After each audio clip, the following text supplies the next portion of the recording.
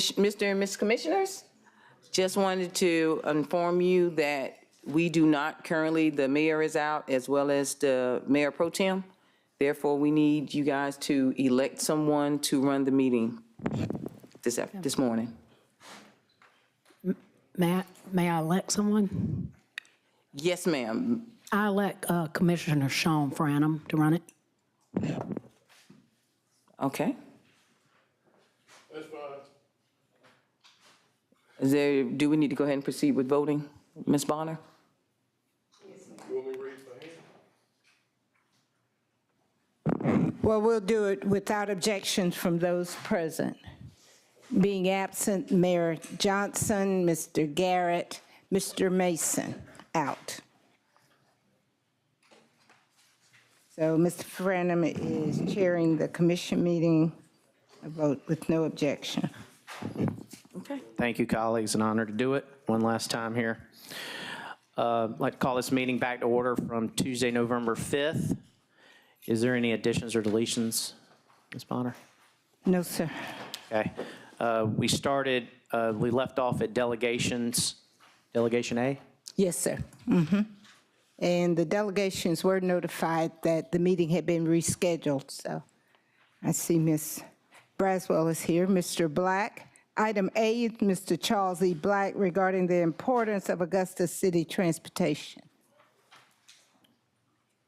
Mr. Black is not in attendance. Okay. If I could address, Mr. Black has requested that he come in December. He's out of town. And we have just received that notification. So we'll be working with Ms. Bonner's office to reschedule. Oh, okay. All Thank right. you. Thank you. Item B, Ms. Monique Braswell, regarding the Feast Before the Feast annual Thanksgiving dinner. Ms. Braswell, first off, congratulations. And secondly, if you could state your name and address for the record, please. Mr. Chairman, Yes, I have a point of privilege. absolutely. I just want to take a second. Ms. Braswell ran for trustee board, District 5, and she did win. So can we give her a round of applause, please?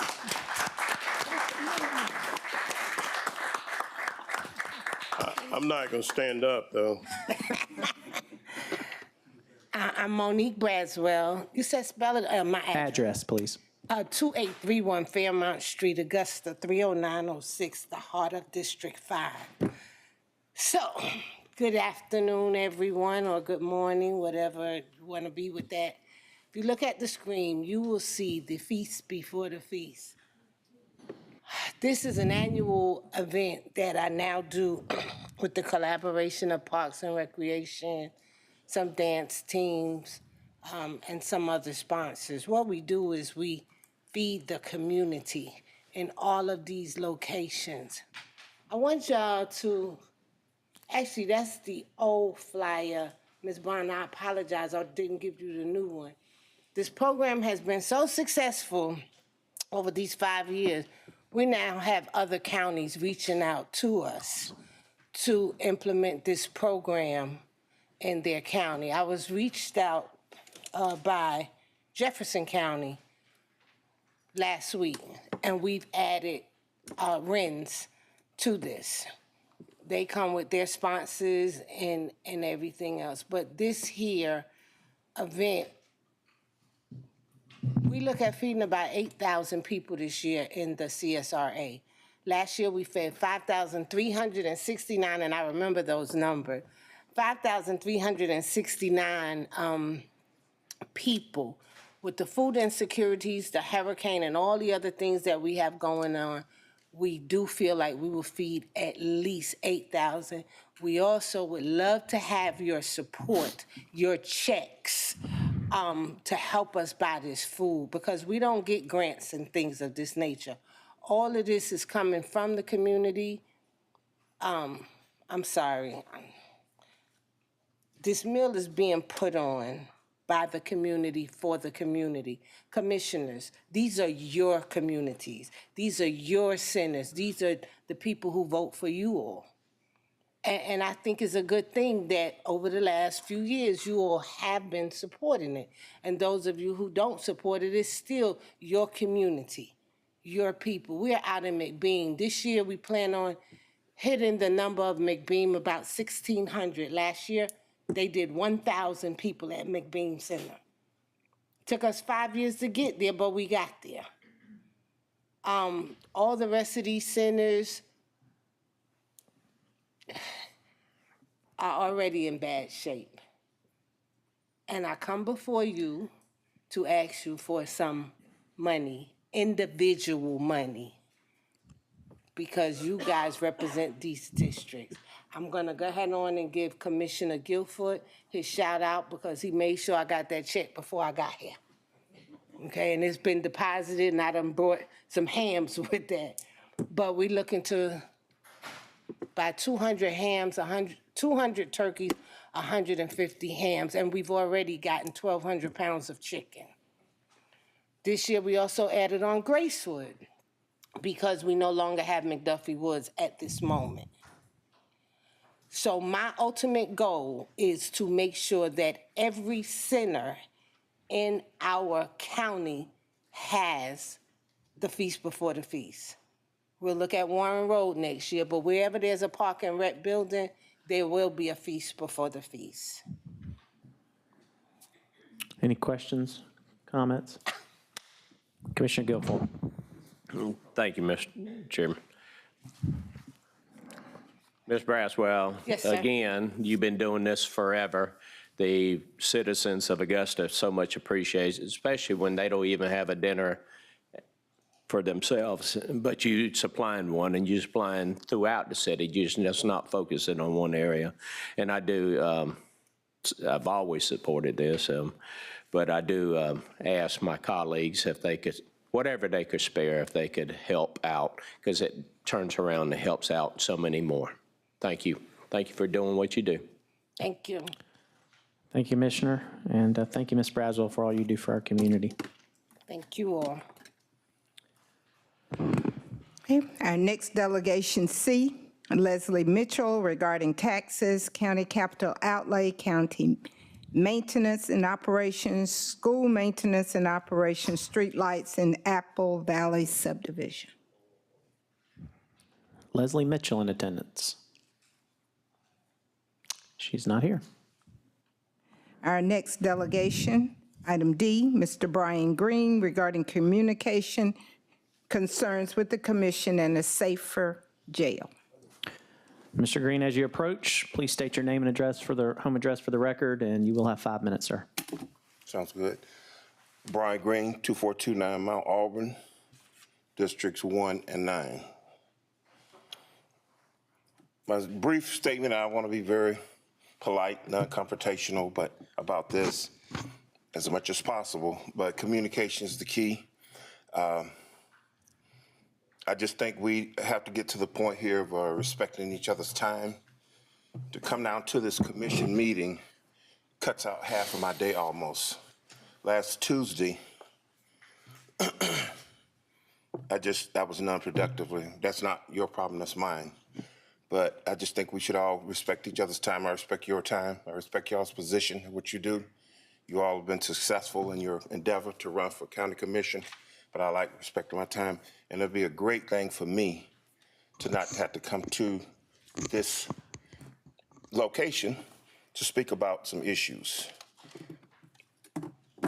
My other thing is, my topic for today, though, beyond that, respectfully, is are we serious about reforming our jail? I'm not here as a jail expert on jails.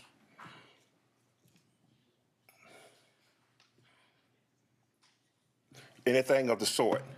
And I think over a period of time, I'll give the sheriff a little shout out on this. He has done some things over the years in there, I think, with the GED program and things of that nature.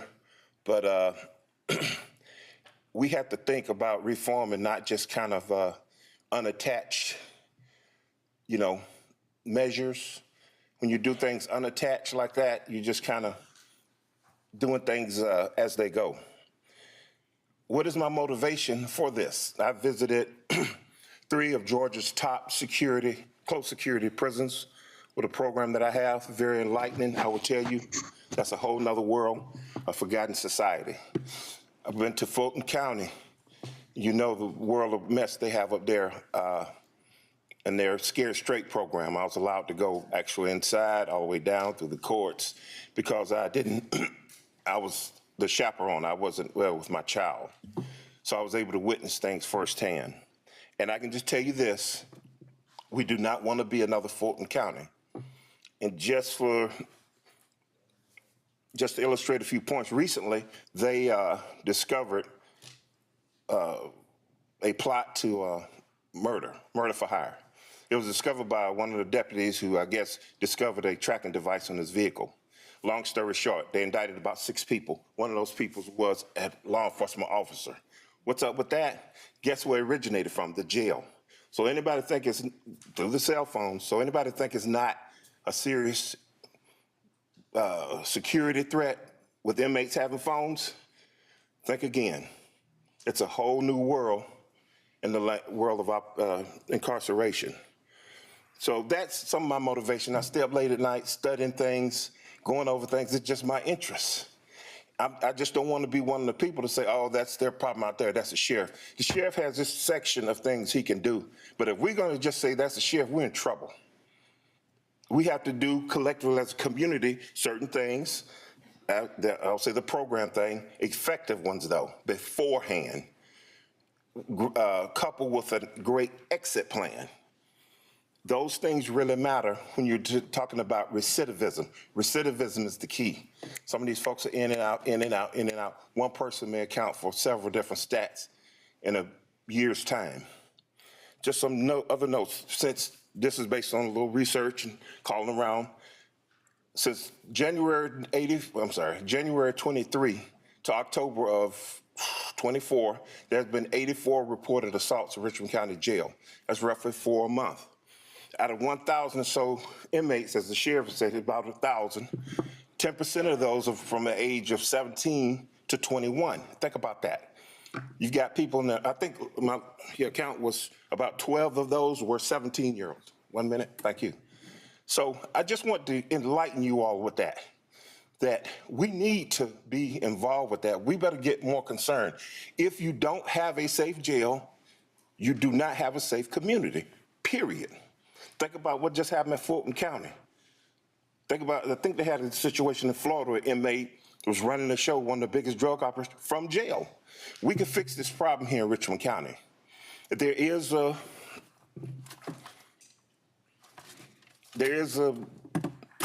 program, I guess you could say, that a plan that could possibly work if you commissioners are interested in it. It's there. I'm not here to sell you on anything. I just want to emphasize the fact that we better get a little bit more concerned about fixing our jail. And the more we do now, it's not going to be fair to just leave things as they are for the next sheriff. That is not going to be fair. I'm not trying to get in everybody's business or tell somebody how to run their department. It's just coming from the heart. Do I have any questions? Mr. Green, Commissioner Guilfoyle. Thank you, Mr. Chairman. Mr. Green, we are aware of the conditions of the jail. We are focused on it. Naturally, for the people's sake that don't know who's responsible, it's up to the sheriff. That's the sheriff's responsibility of that jail, but we do the financing. We have a discussion about doing the bonds, about adding another pod, as far as upgrading the current jail to where it would be safe, for our employees, our staff, as well as the people who are incarcerated in there as well. So there is discussion amongst our colleagues as well as the administrators aware of it. So it's not going by the wayside. We're not ignoring it. It's going to be put on the SPOS package as well, but hopefully we could get some funding to get it revitalized first. But thank you for coming before us, as always. Commissioner Bobby Williams. Mr. Green, how are you doing today? Good, good. How about yourself? I do agree with you that there's some things that we need to do with our jails, but I'm an educator by trade. I retired from the school system. And we got Miss, I forgot your name, that just won. Ms. Braswell. Ms. Braswell. You said most of the folks that have problems, the bigger population in our jails runs from ages 17 to 21. Roughly 10%. About, Yeah, okay, but those are the ones that you kind of have the most fear for. right. We've got to do things not only to rectify what's going on in our jails, but why are they there? What are the opportunities they have before going to jail? Do they have programs in the school system that they can latch on to that will help them to find employment? Do they have things like the centers in the community where they can go and sit down and get help with their work and what have you, so they can be good students who can go on to be productive citizens? So those are some of the things that we need to focus on. I go all the way back to parenting, the programs for the parents to help to mold the kids to be better students in the world. So we've got to also concentrate on those programs outside of the jail to keep those folks from going to the jail, because when you have somebody who's 17 years old, somebody who's 21 years old, they're just getting out into the world and they already have a crooked pathway that should not be. We've got to just expand the community involvement, the school involvement, the programs like they have at Augusta Tech, what have you, the things that those kids can latch onto so that they won't be in the school system. Thank you. Thank you, Commissioner, and thank you, Mr. Green, for coming before us once again, sir. Ms. Bonner?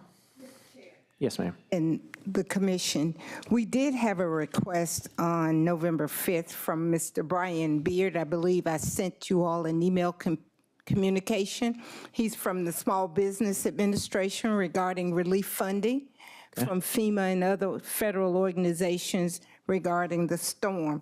And we were going to request that he be added to the agenda on last Tuesday. So if, Is that without objection? Yes. Are we good, colleagues? Without objection, we're good to go. okay, all right, Thank you. Mr. Beard. Please state your name and address for the record, sir, and you will have 5 minutes. Thank you very much for the opportunity to speak. My name is Brian Beard. I'm a public affairs specialist for the Small Business Administration. I actually live in Maryland, but currently residing in Richmond County. What's your address? I'm currently at Home 2 Suites in Grovetown, but I live at 10814 Margate Road in Silver Spring, Maryland. Thank you. So as I say, I work for the Small Business Administration, Office of Disaster Recovery and Resilience. We work alongside FEMA when there's a presidential disaster declaration, such as Hurricane Helene, and we offer low-interest, long-term loans to cover damages not covered by insurance or FEMA or another source. So even though our name says business in it, these disaster loans are available to homeowners, renters, businesses of all sizes, and nonprofit organizations that had uninsured physical damage from the hurricane. So if anyone had damage between the dates of September 24th and October 30th and live in any of those 63 counties that were included in the presidential disaster declaration, they can get a low-interest loan to cover that uninsured damage. There's no cost to apply, and there's no cost to decline a loan offer. So I say it costs you nothing to keep your options open. And then if you do get a loan offer, you have 2 months to decide. So we encourage people to apply now and decide later. You might not know how much money it's going to cost to do all the repairs to your home or business, or you might not have gotten a settlement from your insurance yet. So this way you can keep your options open. There's no interest or payments for the first year of the loan. So if you pay off the loan in less than a year with no prepayment penalties, you'll not have to pay any interest at all.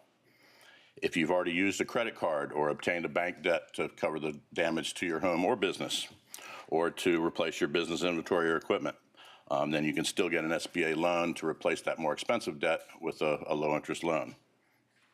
After the first year with no interest or payments, the fixed interest rate, and it will not change, is as low as 2.813% for homeowners and renters, as low as 4% for most businesses, and 3.25% for nonprofits. So it's much cheaper than a credit card or another source. So for example, a $24,000 loan at a 30-year term would only be about $75 a month for a payment. So as I said before, if you're not sure you're going to need a loan or you're waiting for your insurance settlement, go ahead and apply before that January 7th deadline. The paperwork that y'all received mentions a deadline of November 29th. That was just changed. The governor made the request and the White House approved. So both the deadline for FEMA registration to get grant assistance from FEMA and to apply for a loan from the SBA has now been changed to January 7th, early next year. As I mentioned, the loan terms can be up to 30 years with small payments. If you have a high insurance deductible, if you have a $5,000 or $10,000 insurance deductible, you can get an SBA loan to cover the cost of that deductible at only 2.813%. And also, in addition to the amount of damage that's covered that's not insured, you can also request an additional 20% of the total estimated damage to build back stronger, to use for mitigation, to put on a stronger roof or storm shutters or something like that to prevent future damage. So you could get a loan for $5,000 or $10,000 to cover your deductible and add on 20% of the total damage. If you had 50,000 damage, you could get another 10,000 on top of that to build back stronger. For loans up to $50,000, there's no collateral and no closing costs. So if the loan is $50,000 or less, you don't have to put a lien on your home or business. And based on the amount of estimated damage and your ability to repay, homeowners can get up to $500,000 to cover the damage to their home. Homeowners and renters can get up to $100,000 to repair or replace their personal property, the contents of the home. And then businesses and nonprofits can get up to a total of $2 million, which is a combination of physical damage, mitigation to build back stronger, but also economic injury. So if a small business or a private nonprofit didn't have any physical damage at all, but had a drop in sales due to the disaster and not able to meet their monthly payments, they could get a working capital loan to cover those monthly expenses until their business is up and running again, even if they didn't have any physical damage. We call those an economic injury disaster loan. But for homeowners and renters, it's important to register with FEMA first to see if you can get some grant assistance, especially if your home's not safe to live in. They might be able to provide some rental assistance to have a place to live until you get fixed. There's several steps in the application process. So if somebody gets a letter or learns in the online portal that says that they've been declined or put into withdrawn status, it's important to read the information you get, figure out what information might still be needed to turn that no into a yes. You want to make sure you include the income and assets of everyone in the household, not just the homeowner, to show your ability to repay. And if you do, once you provide the additional information in the online portal or come into one of our recovery centers and speak to us in person, then you could, only then should you apply for that reacceptance or reconsideration by hitting the button in the online portal, for example. But a lot of people find it easier to come and see us in person. We have, you can go online to lending.sba.gov, or you can call our customer service center at 800-659-2955, or write to disaster customer service at sba.gov. But the easiest way is to come visit one of our staff, get all your questions answered, and make sure you have everything in that application. There's a disaster recovery center with both FEMA and SBA staff at the Hub for Community Innovation at 631 Chafee Avenue. That's open Monday through Saturday, 8 to 7. We also have a business recovery center that's just SBA, but open to homeowners, renters, businesses, and nonprofits at the CSRA Regional Commission at 3626 Walton Way Extension. And then also we have a portable loan outreach center outside, just next to the mayor's campaign office in Hephzibah behind the Parkers. So there's 3 different locations you can go or can do it online. But we encourage people to, even if you have an existing loan from the SBA from previous disaster, that will not keep you from applying for a new one as long as you can show the ability to repay. But we thank you for sharing that information with all your constituents and all the towns in Richmond County, and appreciate your help in making sure everybody knows about all the resources available to them. So, have any questions from anyone? Thank you, Mr. Beard. My question is for the administrator. We have shared all this like weeks ago, correct? On the SBA stuff with Yes, the sir. public? Yes, Yeah, sir. okay. And Yeah, then, the biggest change is the deadline has changed to January 7th now. So. okay, so we'll try to get that back. Can we get that back out, that the Yes, sir, we'll deadline get that changed? information out. And are you seeing a lot of people come through at Chafee? Or what is the, It is, I think it might be one of the busiest centers in the state. You know, Valdosta and here are the two hardest in hit. regards to this, are you seeing a lot of people? As far, yeah. Okay, that's good. So there are, you know, a fair number of know people about it. coming through, but, you know, especially the FEMA side, they're getting a lot of people. But we do want to see more people, you know, because a lot of people don't know about the deductible, you know, getting a coverage for your deductible or, Yeah. you know, the fact that it's free to apply and free to keep your options open. So we want to make sure everyone's aware of those, you know, attributes to the loan program. I agree, thank you. Commissioner Scott? Not a question for our presenter, but for you or Ms. Allen. Did we open up another site for the, we have not been able to, For FEMA? for FEMA? No, they're on the ground for the next year, and they're out in the community more, and they've hired a bunch of people to go out. That's what I was told. Is that correct, That Administrator? is correct. There is no other DRC site other than the one that's over at the Hub for Innovation. But they do have a branch office and they're sending people out directly into the homes. Thank you. All right. Okay, Thank you, thank you Mr. very Good. Thank you much. for being here. Madam Clerk? Okay. Our consent agenda consists of items 1 through 13. Items 1 through 13. For the benefit of any objectors to our alcohol petitions, would you please signify your objection once the petitions are read? Call your attention to item number 5. It's a requesting a retail package beer and wine license to be used in connection with the location at 2020 Gordon Highway. Are there any objectors? None noted. Item number 6 is a request for a retail package beer and wine license to be used in connection with the location at 2310 Milledgeville Road. Are there any objectors? None noted. Okay.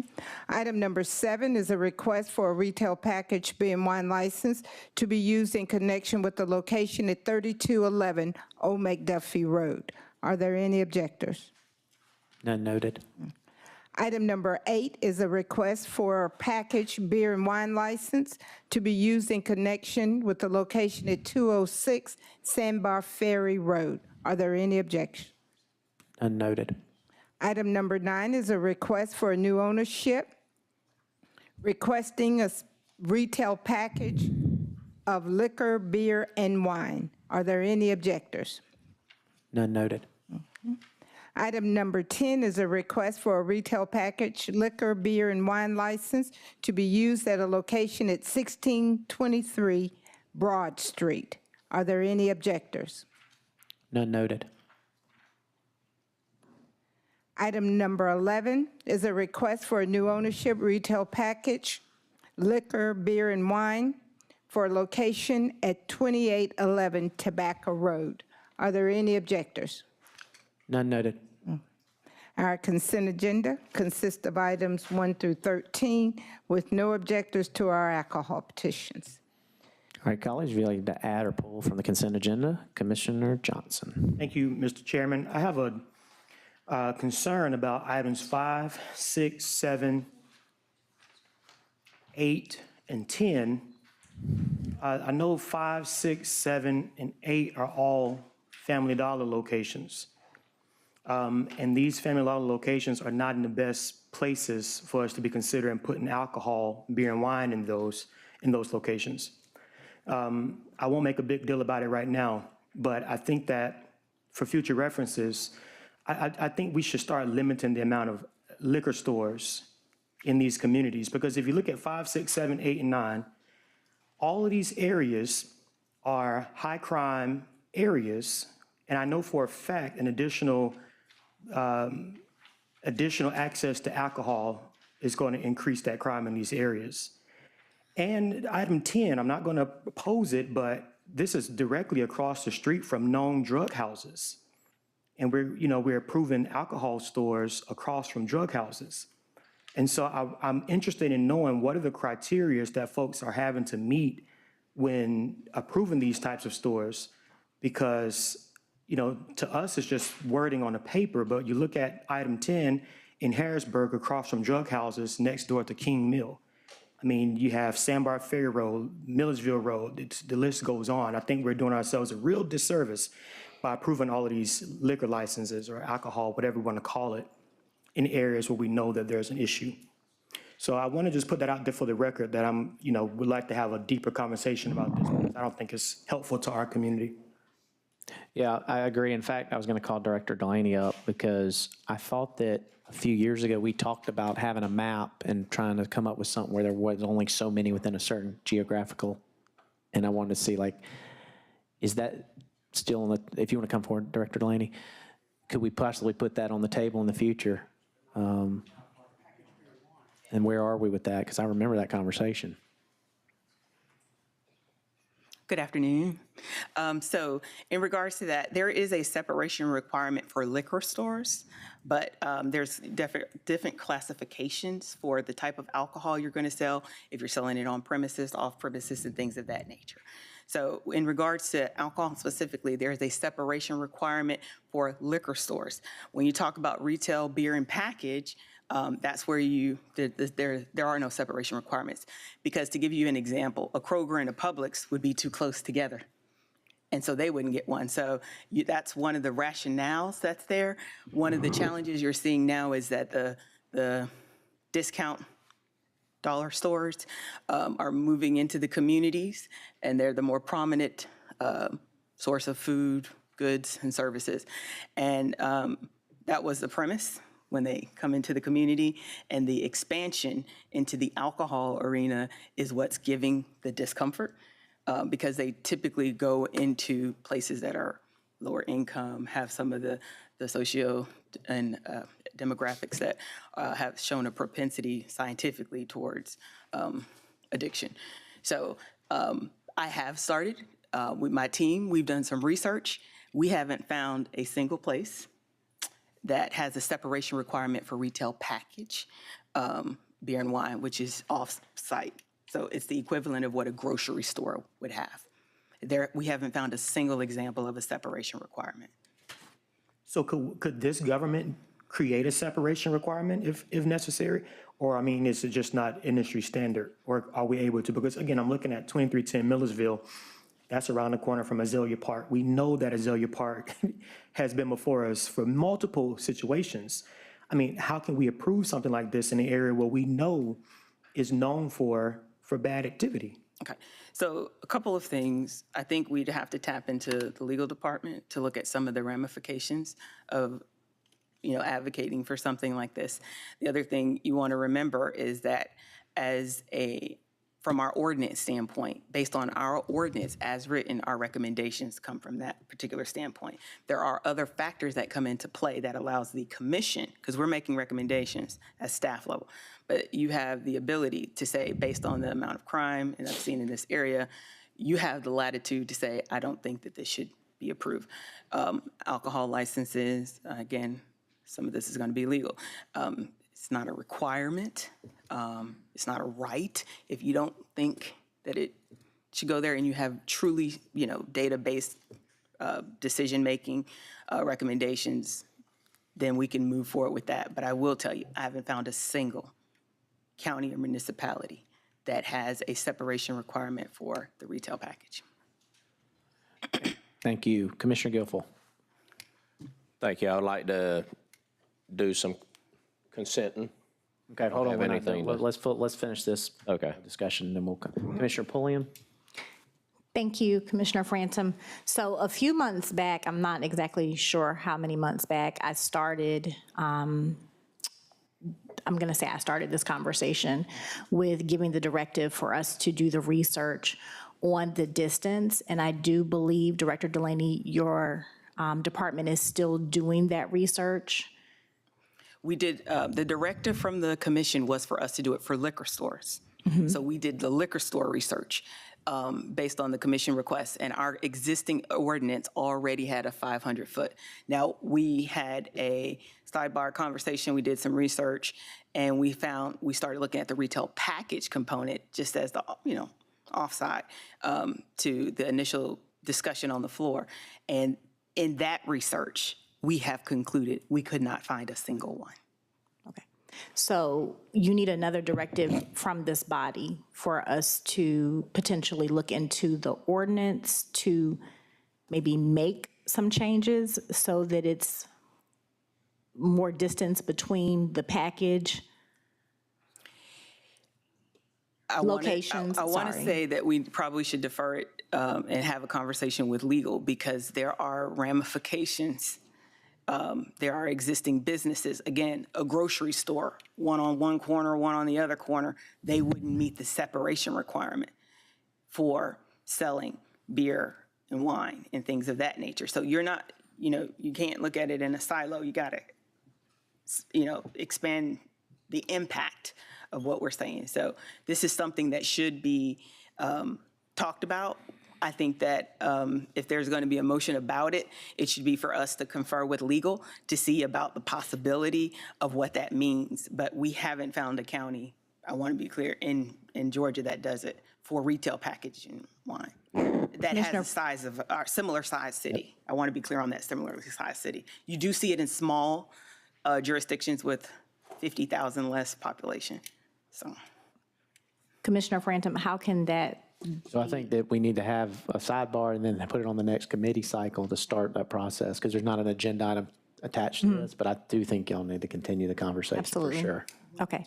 Thank you. Thank you, Ms. Delaney. All right, Commissioner Guilfoyle, to add or remove? Let me go ahead and do the consent side first. Through engineering service, actually, if colleagues don't mind, agenda items 21 through 34, and that'll be the entire engineering. Agenda items 21 to 34. Anybody object to that from the engineering? Nope. Okay. And let me pull agenda item number 13, Ms. Bonner. 13 pulled. Okay.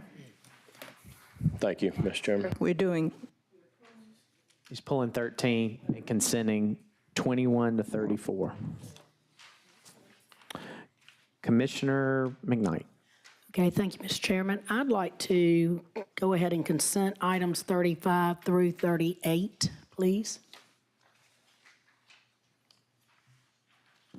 Any objection to that? Nope. Okay. Commissioner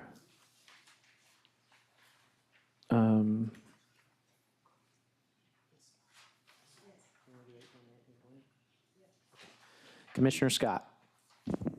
I would like to consent 18 through 20. 18 through 20. Got a question on 18 and 19, Mr. Chairman. Okay. 20 is consented.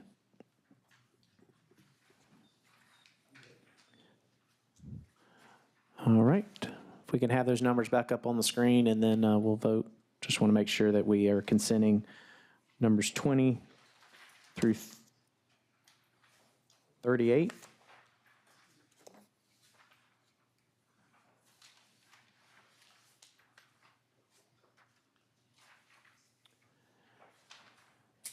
Okay. Can I get a motion to that effect, please?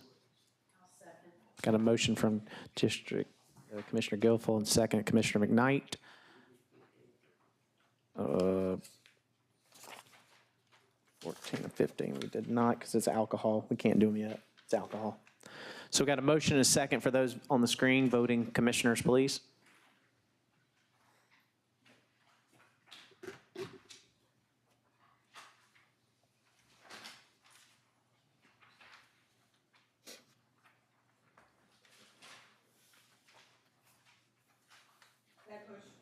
carries.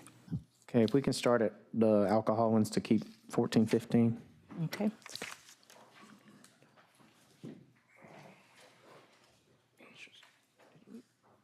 You good? Mr. Kepner?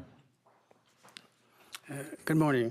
Item number 14, this is an alcohol license requesting, it's stated on the agenda for consumption of on premise for beer and wine. As I stated at the October meeting, Public Safety, Public Services Committee meeting, it's actually for a retail packaged beer and wine.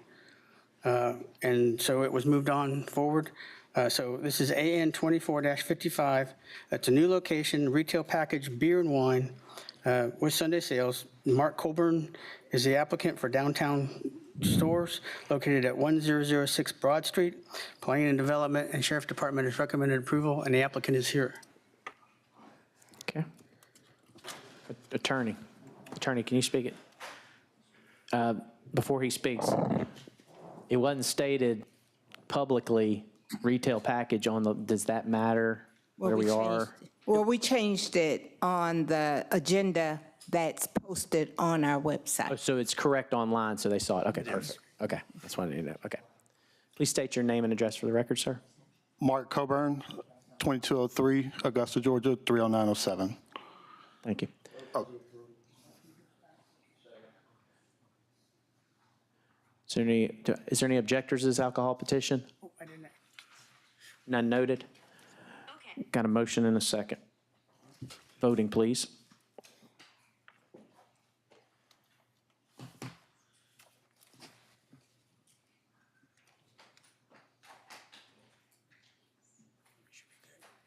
That motion carries.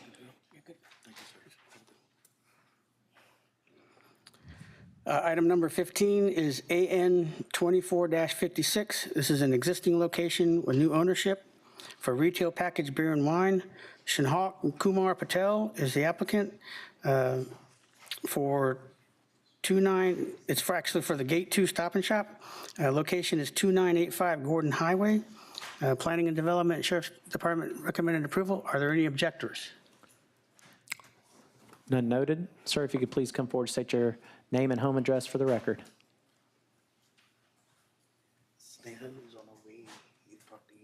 Okay. He's not able to make it. He does have a representative. My name is Irfan Sheikh. Address?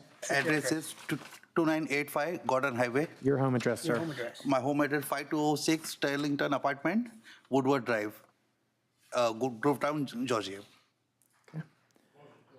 Got a motion. Can I get a second, please? Second. Got a motion, a second. Voting, please.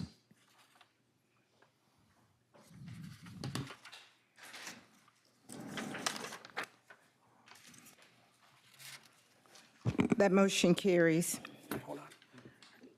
Item number 16, AN 24-57. This is also an existing location with new ownership for retail packaged beer and wine. Shinhawk Kumar Patel is the same petitioner, and this is for the ST Food Store. Planning and Development and Sheriff's Department recommended approval. Are there any objectors? None noted. Sir, please state your name and home address for the record. Okay, Irfan Sheikh, 5206 Sterlington Drive, Woodward Drive, Grovetown, Georgia. Okay. Can I get a motion? Can I get a second? Got a motion and a second. Voting, please.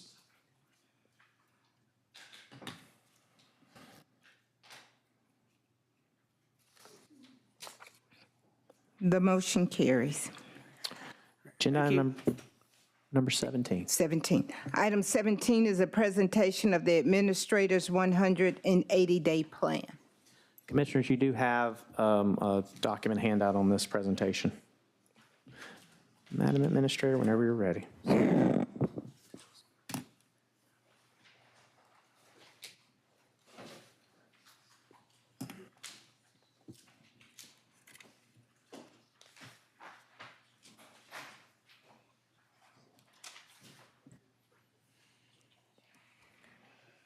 Good morning. Good morning again, Mr. and Mrs. Commissioners.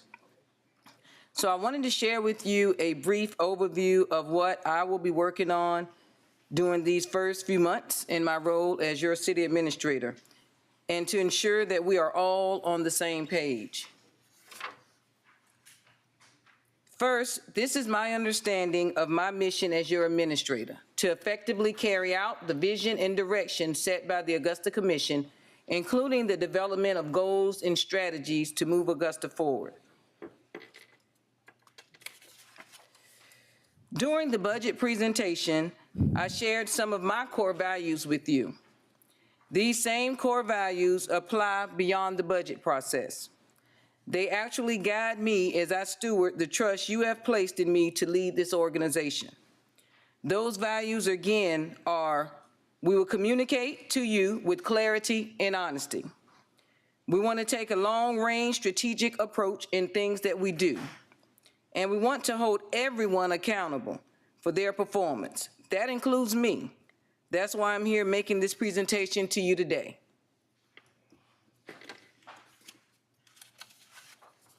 Here's my roadmap for the next 180 days, or for the first 180 days, because I've already started this journey. I will quickly touch on each of these areas. Notice that these areas overlap as we have to pursue multiple things at once. We're going to identify the organization goals, formulate an action plan, and tackle our priorities. First, when we're identifying the organization goals, I will work with you, the mayor, and the commissioners to identify your critical issues and priorities. What are your expectations from our organization? What direction do you want to go? I want to make sure that we are all aligned and on one accord. Again, this is where that clear and honest communication comes in. At the same time, I want to personally get out there with our community. I want to hear directly from them about their expectations of this organization. Just as you are sharing with me what you hear from your constituents, I want to make sure our organization as a whole is engaging the public effectively, so that we can make sure their expectations are actually driving our work. And lastly, the staff. The key to all of this is our staff. I have already met with the department directors as a group. I will be meeting with them individually to discuss expectations and the challenges that they are facing. I also want to meet with the employees in each department to introduce myself, to communicate our appreciation for everything they do, and more than anything, make sure that they are clear on the expectations and priorities that you have set. We have already been working to formulate an action plan. If you have been in my office, you probably have seen all the chart papers and the boards and all the notes that I've written. You would think I work for CSI. But everything starts with building the foundation. As discussed in the budget presentation, we have a lot to look at in the budget and a lot of tough conversations to have, and I know that's coming. I also know there are significant operational concerns. How can we improve our operations both internally and externally? I will share some specific examples on our next slide. We collectively need to work across the community to grow our local economy. I see the need for an economic development summit with all of our partner agencies to discuss really the issues facing our community and ensure we're working on the same strategies. Finally, we need to be measuring our performance with real numbers and actually using that data to make decisions. We need to make sure that information is communicated to you and the community. That's building our foundation: the budget, the financial operations, the local economy, and approaching data-driven decisions.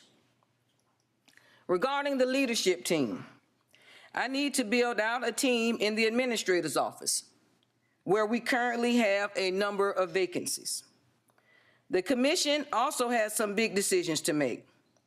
We have a lot of interim directors, and we need permanent leadership in these key roles to help build this foundation.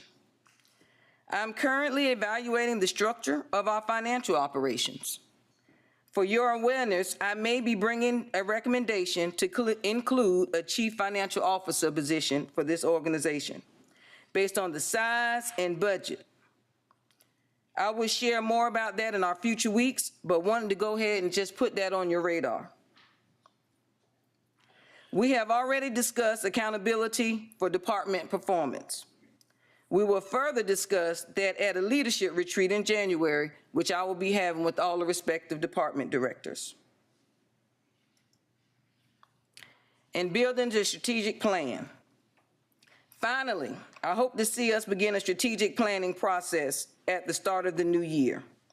We need some clear direction and goals for the organization moving forward. We will need your active participation and direction throughout this process.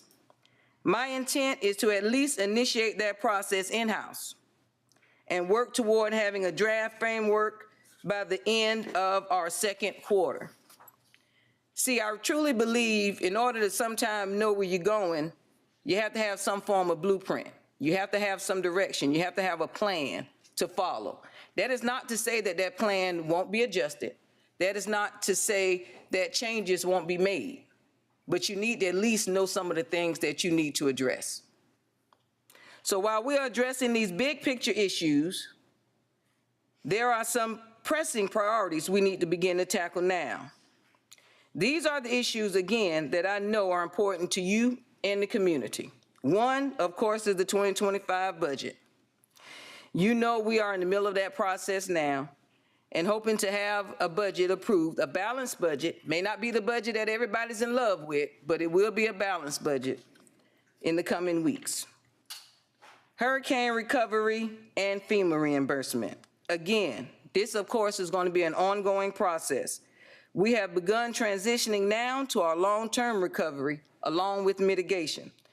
There is also a major staff effort required to obtain our full FEMA reimbursement. And I will have to commend the departments. They have been doing their very due diligence in making sure that we have all the respective documentation we need to claim our reimbursement from FEMA.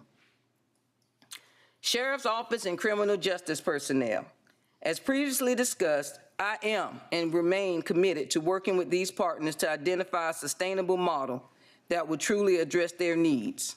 And we will be bringing those recommendations back to you.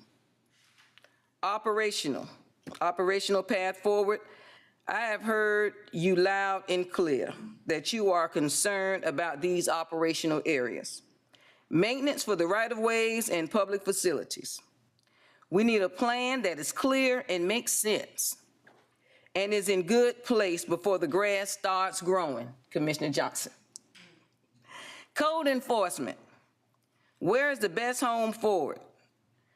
Are they empowered to really do what they need to do? And does everyone clearly understand their purpose? That is something we need to address. Recreation and parks. You know, since I've been in this position, I've heard several complaints from employees in recreation and parks, as well as the constituents that have been dealing with the employees in recreation and parks. What do we really want for these services? What are the expectations for that office? And are we adequately funding our maintenance needs for that office? We really need to look at what we have in recreation. What is the goal of recreation and what do we really want them to accomplish? I think that will lean better toward getting better responses from the employees that are there to the constituents. And our internal services. As I've been meeting with the departments, and I'll be honest with you, as I dig, the deeper I dig, the deeper I get more and more information. I recognize that there is some room for improvement in the internal services. The departments that support the other departments, those core departments, we need to do a better job. When you look at information technology, which, you know, I may be a little biased, I'm not finding that there's a problem in that area, but our other internal services, we need to start working on how we can better support those other offices so they can do a better job. So it all starts internally. We have to take care of those core processes and get back to the basics of our internal operations so that our public-facing departments can really succeed. Community engagement strategy. We need to develop some specific mechanisms to communicate with and engage our community effectively. So we have some things that we're going to be implementing to do that. Our community matters, and our community's concerns matter. And we want to give them that avenue to be able to say that. And as I mentioned, I want to pursue the Economic Development Summit. So as we move on through these first 100 days, I will be coming back to you to share what we are learning, identify the critical issues, give you updates on what we accomplished, and continue to seek your guidance on what's next. Finally, I want to say thank you for your support and your trust. I'm excited to work with each of you as we build the foundation, and I will address any questions that you may have. Thank you, Madam Administrator. Commissioner Johnson. Thank you, sir. Administrator Allen, great presentation. I wanted to speak very briefly on the strategic plan portion of your presentation. I know last year around June of 2023, we started a strategic plan. I'm not sure where we are with that. So in your formulation, can you look into that 23 strategic plan? Yes, sir. And let's kind of see where we are and maybe we can build on that. Yes. Thank you. Any other colleagues? All right. Well, thank you again for the presentation. Look forward to working with you. And we'll accept this, receive this as information without objection. Moving on to number 18. We need to back up to 13. Commissioner Guilfoyle pulled item 13 for discussion. Would that be okay? That's fine. Okay. Commissioner Thurton. Item 13 is a motion to approve the appointment of Ms. Ledra Collins to the Augusta Library Board representing District 2. Commissioner Guilfoyle. Thank you, Mr. Chairman. Ledra Collins is an employee of Augusta, Richmond County. Is that correct? That is correct. You know, I don't, as far as elected officials not being able to serve on the board, we have to serve as ex officios. There's a push to actually get the employees off of these boards or have them to where they are a ex officio to where they cannot vote. I don't know if my colleague from the second realizes that employees that serves on boards, there's going to be a move here, and there's already been discussion about this that you had brought up, especially with the land bank. Yes, sir, that is correct. I put it out there and had the discussion about the future, trying to see if there would support the fact that city employees not serve as voting members on boards, but ex officio, understanding that their information is valuable, but when city employees are voting on things, I just don't think that sends the right message to the general public. But I see that Commissioner Pulliam is in the queue, so I'll turn it over to her. Thank you so much, Commissioner Frantum. Is there a policy currently in place stating that employees cannot be a part of boards? There is not a policy in place. Okay. And so this push, where is the push coming from? You mentioned a push. Yeah, I mean, the push was like, I mean, maybe 3 or 4 months ago when we had a lot of issues in dealing with the land bank, and then we have multiple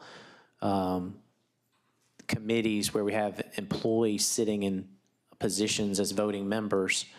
And so for me, I mean, I think the world of Ms. Collins, and I had a conversation about her. I called her, as a matter of fact, last week to have the conversation with her about it, and just voiced, you know, my concern on the message it sends if we approve this. And then, you know, to be honest with you, I was going to put it on a future agenda before I even left to say, you know, city employees removed off of sitting boards effective, you know, January 2025, because that was the agenda item I pushed back in, I want to say August, maybe September, I don't know. But that's just me, one commissioner, and that's where I personally feel about it.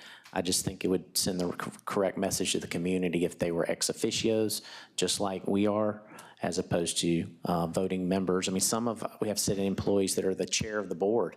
They go into executive session, and we got city employees all in executive session. I think that sends a message to the community that I just don't think is the right message. So I'm just one. Okay. And so I remember the land bank, me actually putting on the agenda for the land bank to do a presentation, and they did so. And other counties, municipalities were here during that presentation, and I specifically asked the question whether or not, or what their board structures were. And in some of those boards, they did in fact have city employees.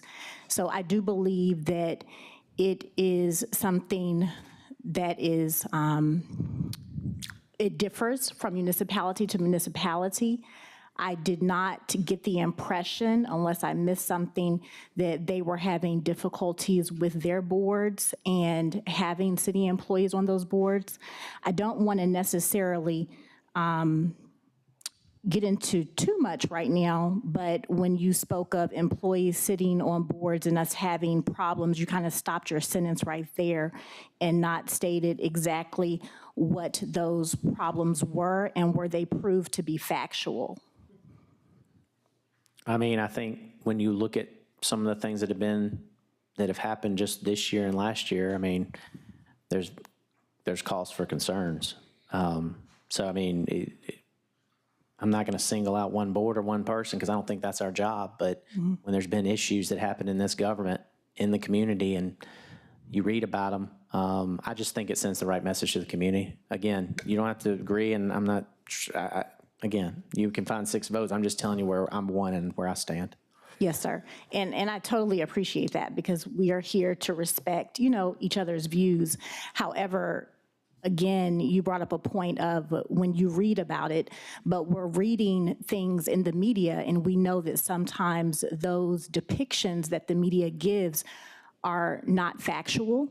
I personally have been in the media and have had to request retractions because I was depicted in a very negative manner. So I'm not going to base my decision off of what media outlets put out. And at this present time, because there is no policy in place, even if we're going to question that at some point, it's not in question right now. And so I would like to move forward with putting Ms. Leidra Collins on the library board. Thank you, Commissioner Franzen. Absolutely, totally respect that. That a motion? That's a motion. Can I get a That second? is a motion. Thank you. Okay, still some discussion. Commissioner Bobby Williams. Well, I was wondering whether or not she was going to make the motion to move forward. If not, I was going to make the motion to move forward. I think that we do ourselves a disservice when we have people on the board and then we say they can't vote. I think it would be better if we just say we can't put them on the boards at all. But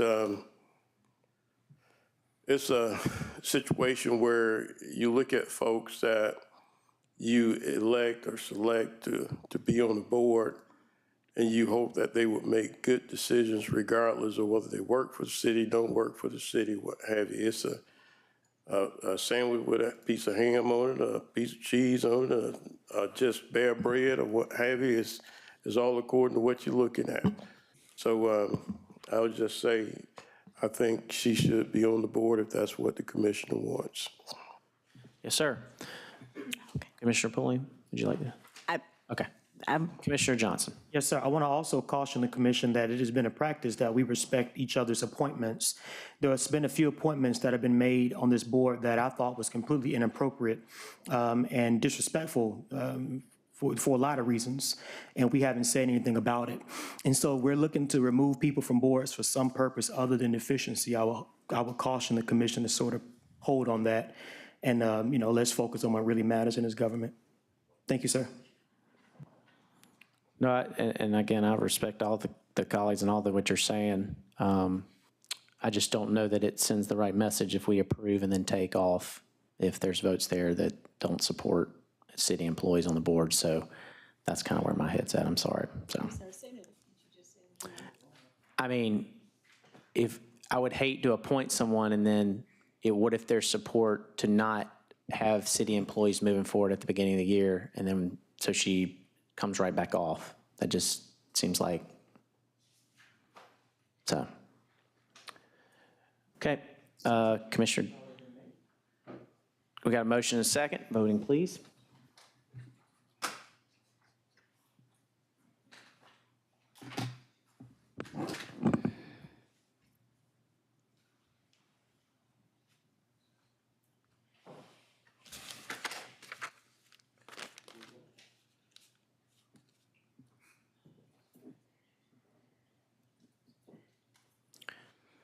That motion fails 5-3,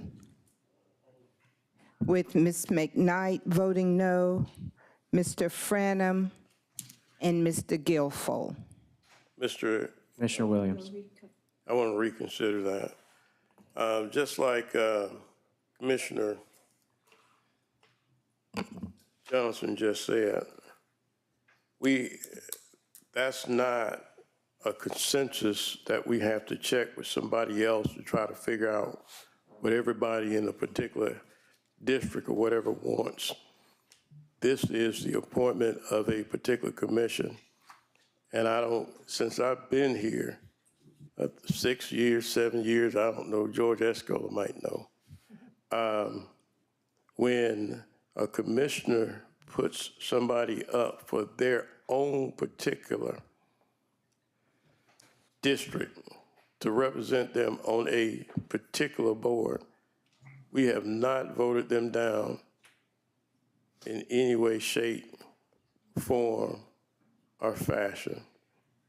I do not agree with what just happened in any way, shape, form, or fashion. What you need to do is go back and search yourselves. Just because, and like Commissioner Johnson said, there have been some very inappropriate folks put on some boards.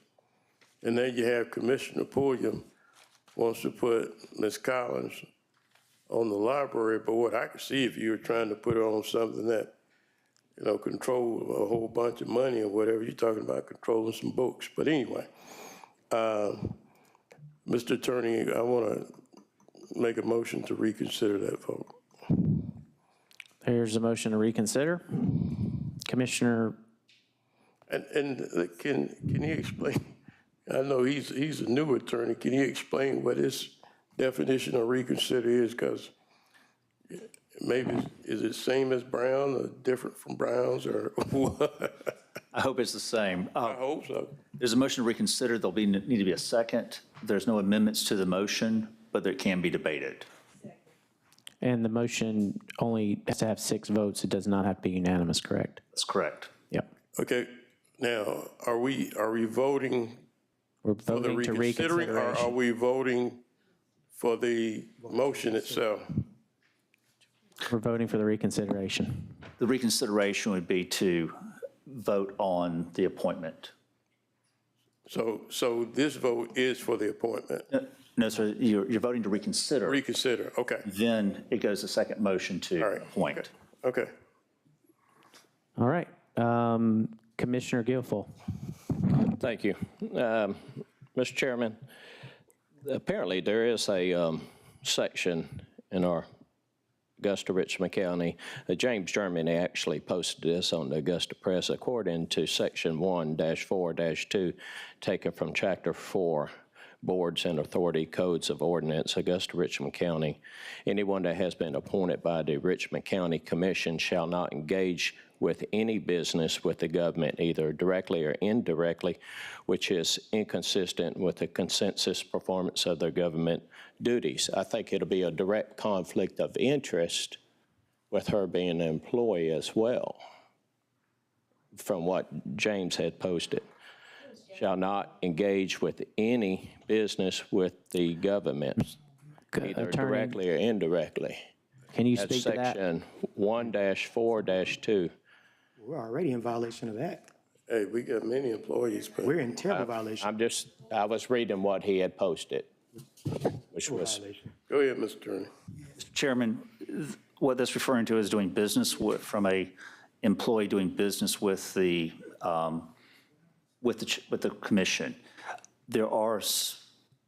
Currently there is only prohibitions under some state statutes to have someone serving on a board that's a county employee, how they're appointed. There's some restrictions on that, but to say that a employee of Richmond County cannot serve on a board, I think that's an inappropriate reading of that statute. Okay. Commissioner Johnson, Commissioner Scott.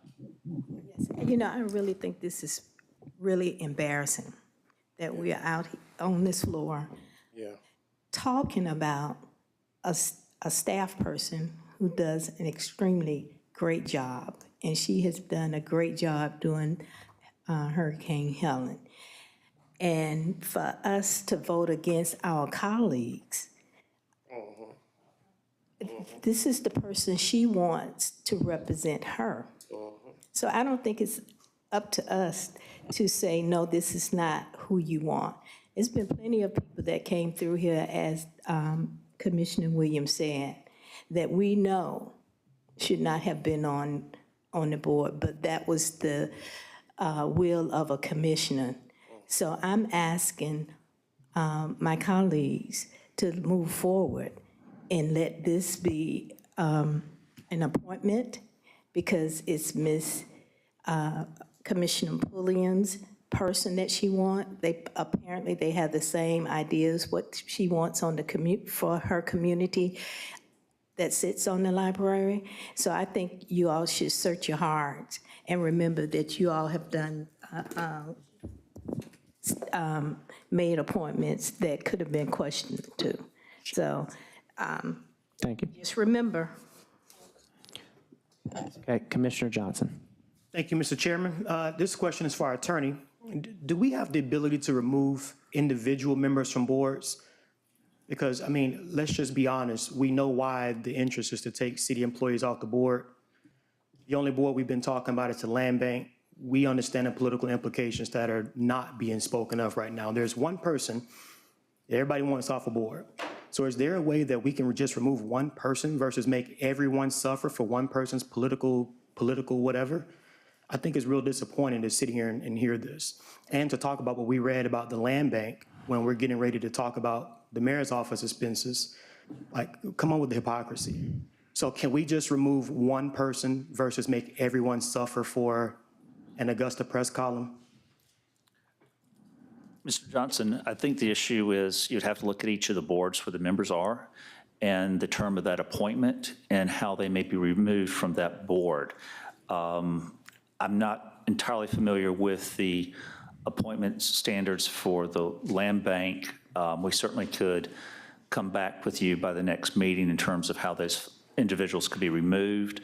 But typically, once a person is appointed, unless there's a violation of some rule, they serve for the term of that appointment. So we would have to, but I'd be more than happy to come back with some information regarding the land bank. Please. Commissioner Pulliam.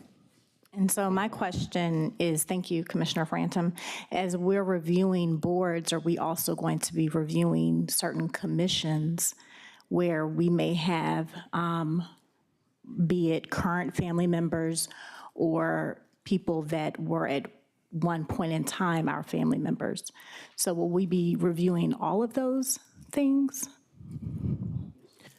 That's not to my, I mean, again, I'm just about the city employees serving on boards. I don't, the rest of that, there's not one person I'm after. I don't know what the commissioner's talking about. I mean, I think it just sends the wrong message. I'm just one. Commissioner Williams. Well, I'm just sitting here thinking that, sometimes we make votes that create hardships. And the next time you have a vote that you think should be something that's simple and it doesn't get approved, that's because somebody's harboring hardships because of some vote that they wanted, something that was simple. Sometimes we open up a box that we don't want to open up, or sometimes we don't think about folks. And you think maybe because you got the number of votes to stop something this particular time, but the next time you may not. So what we really need to think about is people in general. So at some point in time, you might. I'm gonna support this. So we got a motion to reconsider. Voting, please. I'm gonna support the motion to reconsider. Okay.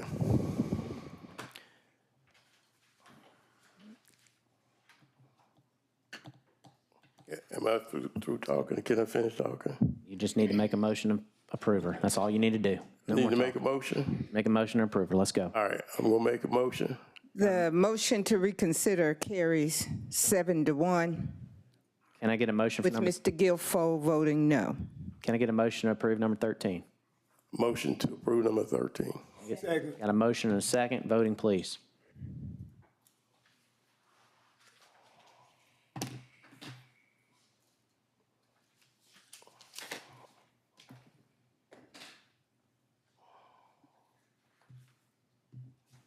That motion carries 7-1, with Mr. Guilfoyle voting no.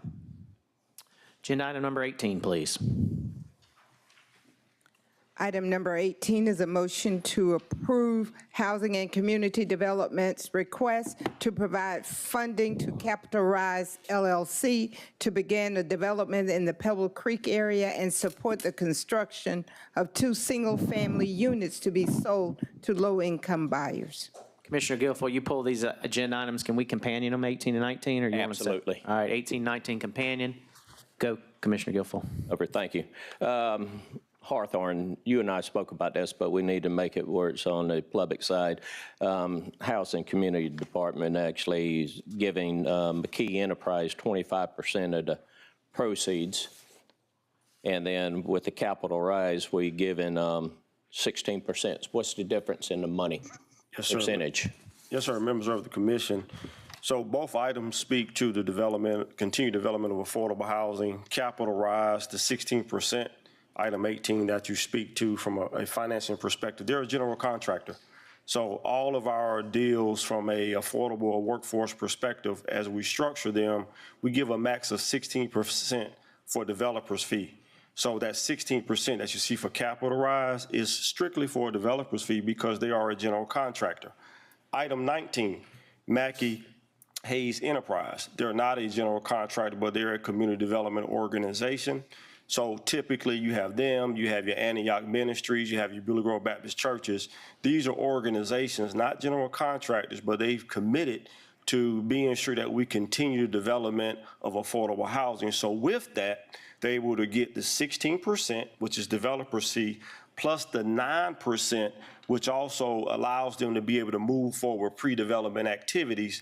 9% pre-development activities, what that means, to acquire once we sell the house, they can use that 9% to be able to acquire an additional parcel of land.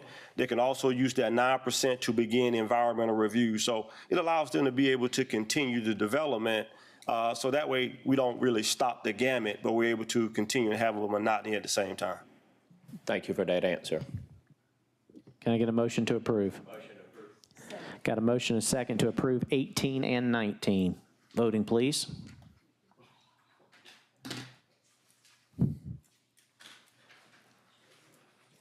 That motion carries. And that concludes the November 5th commission meeting.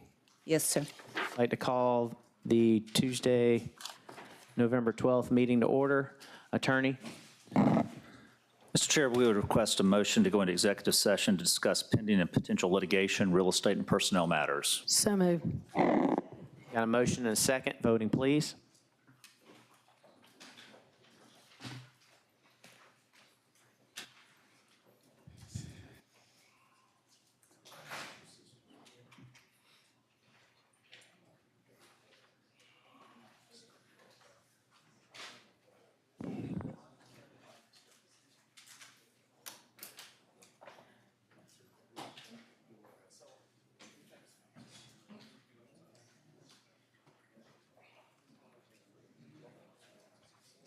Ms. Pulliam?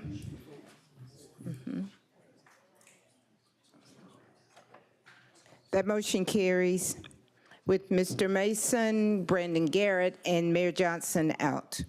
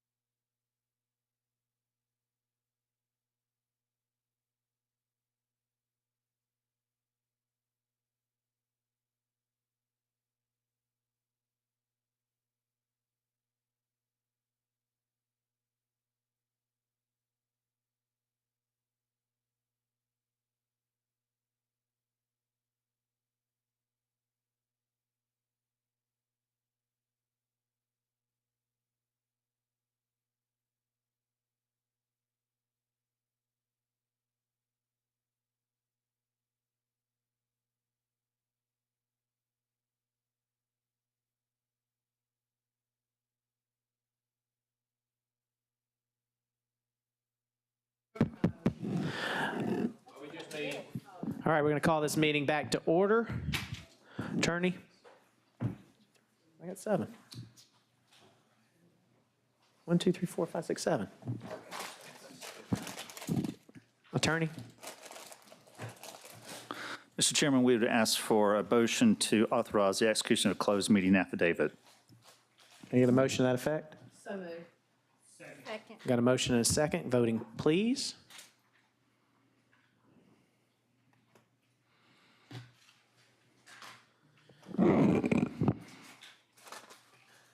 Guilfoyle.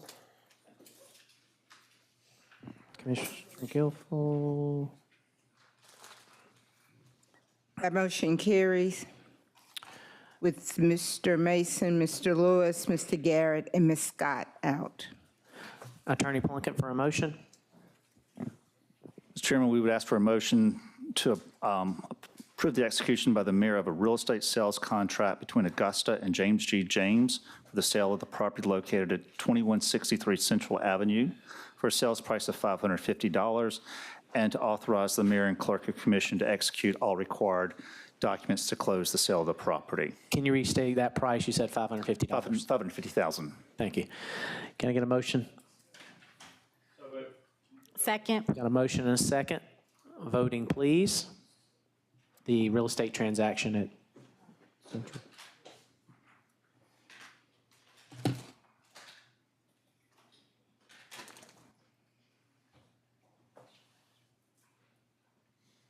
Commissioner Jordan Johnson.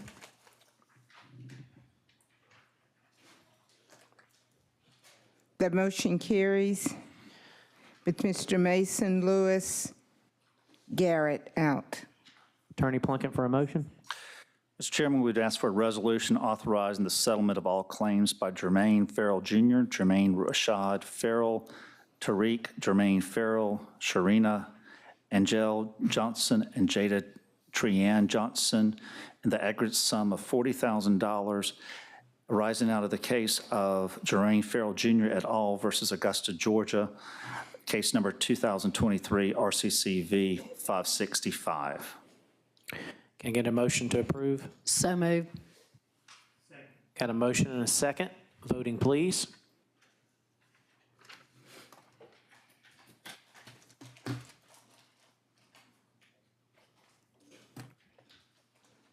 That motion carries. Is there any further agenda items, sir? No, Chairman. Okay. With that, I'd like to call public services to order. Is there any additions or deletions to the agenda item? Okay. No, sir. Okay. With that being said, I'd like to approve agenda item number 4, 6. You're consenting those? I'm sorry, consent 4, 6, and 8. You're offering that? No to 6, got it? No to 6? No to 6. Okay. 4 and 8. You're asking for a motion, Got a sir? motion. Can I get a second? Second. Got a motion and a second to consent 4 That's and Mr. 8. Williams and Ms. Pulliam. That is correct. Voting, please.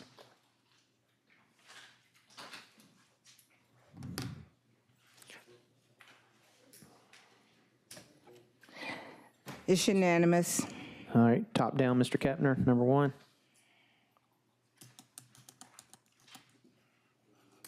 Good afternoon. First is a alcohol license, AN 24-60. This is an existing location with new ownership. The applicant is Yong Chong for CK Gas and Food Mart.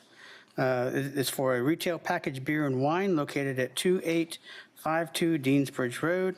Planning and Development and Sheriff's Department have recommended approval. Are there any objectors? None noted. Is the individual here? Sir, as you come forward, please state your name and home address for the record. Yong Chan, 5638 Sunbear Loaf, Evans, Georgia, 30809. Can I get a motion? Second. Got a motion and a second. Voting, please.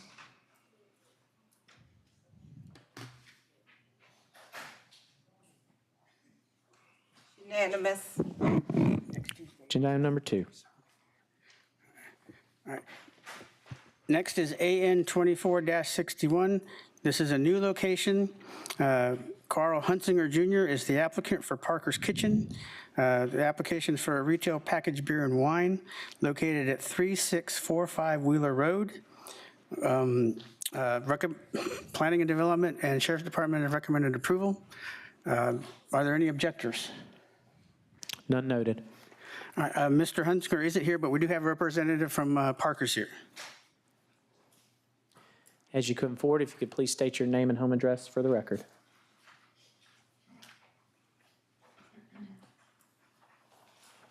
Sylvia Moy, 3866 Mike Paget Highway. Okay, can I get a motion? Second. And a motion and a second. Voting, please.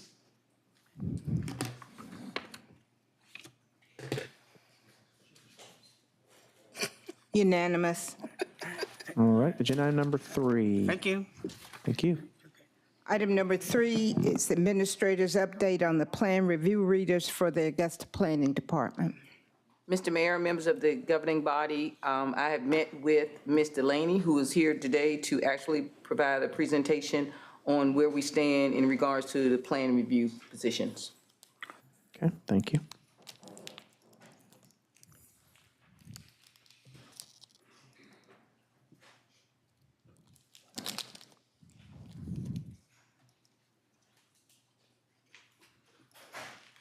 All right. Well, good afternoon. I am standing before you all with some good news. So it's always a great opportunity to bring good news to you all. So I put it all on one slide because we're all busy people. So with that being said, the first item or the question that was posed to us is what's happening with our plans examiner positions. Through collaboration with Human Resources, the director, and our recruiter, we have successfully recruited a plans examiner who is sitting in orientation right now. So yay for us, and yay for the city. All right, so that's the first item. Then the next thing we had talked about is our chief building official.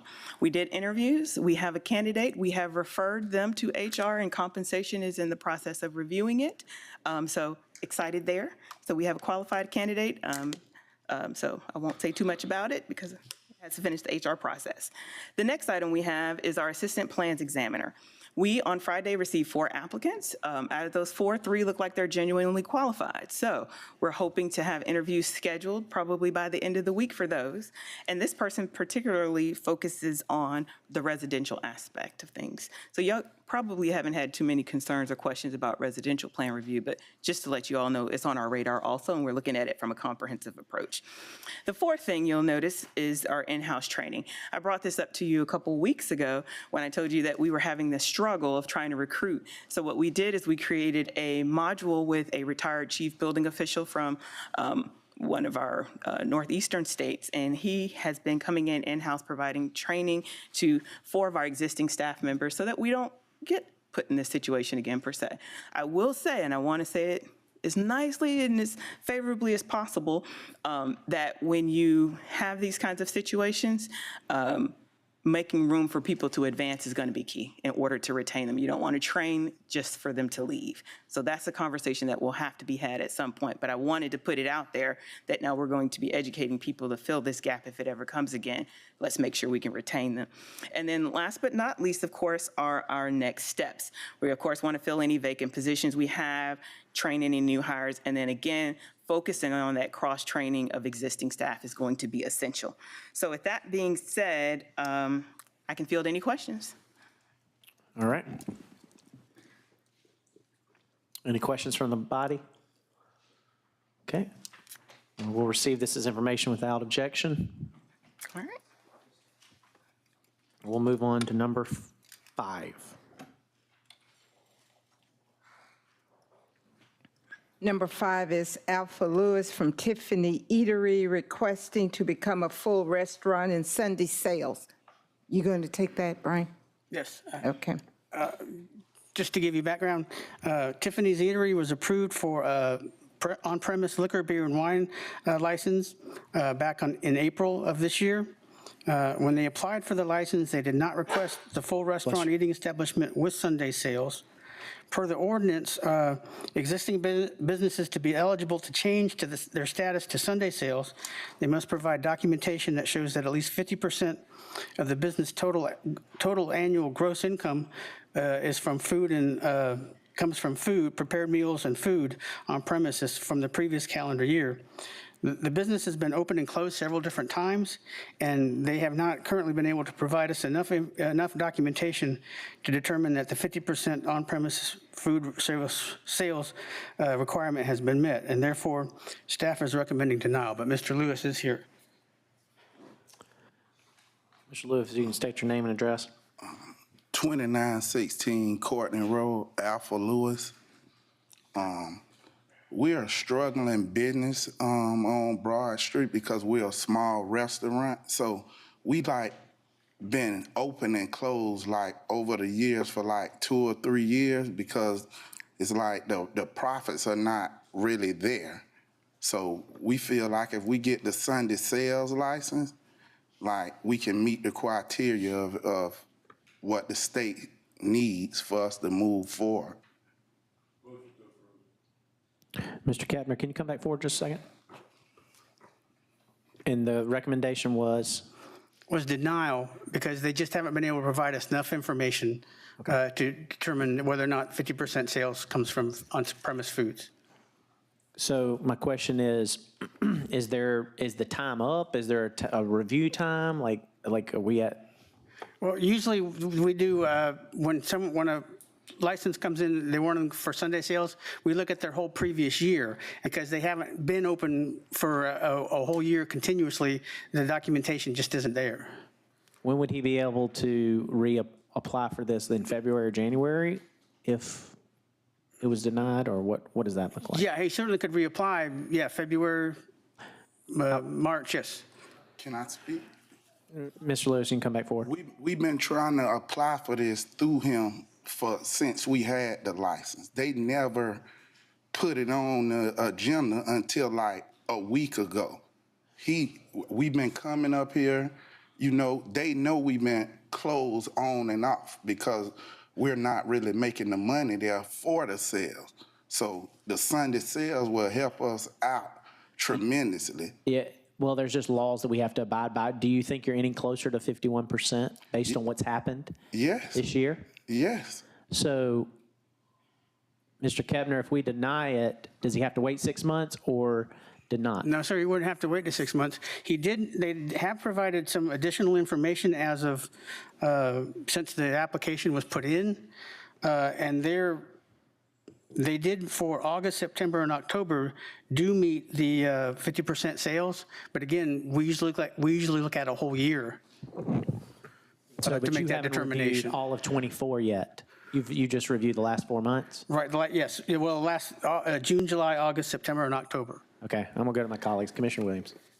So did he make 50% in those months that you looked at? He made the 50% in August, September, and October. Okay, and it's November now. So it's 3 months straight that he's made 50%. Yes.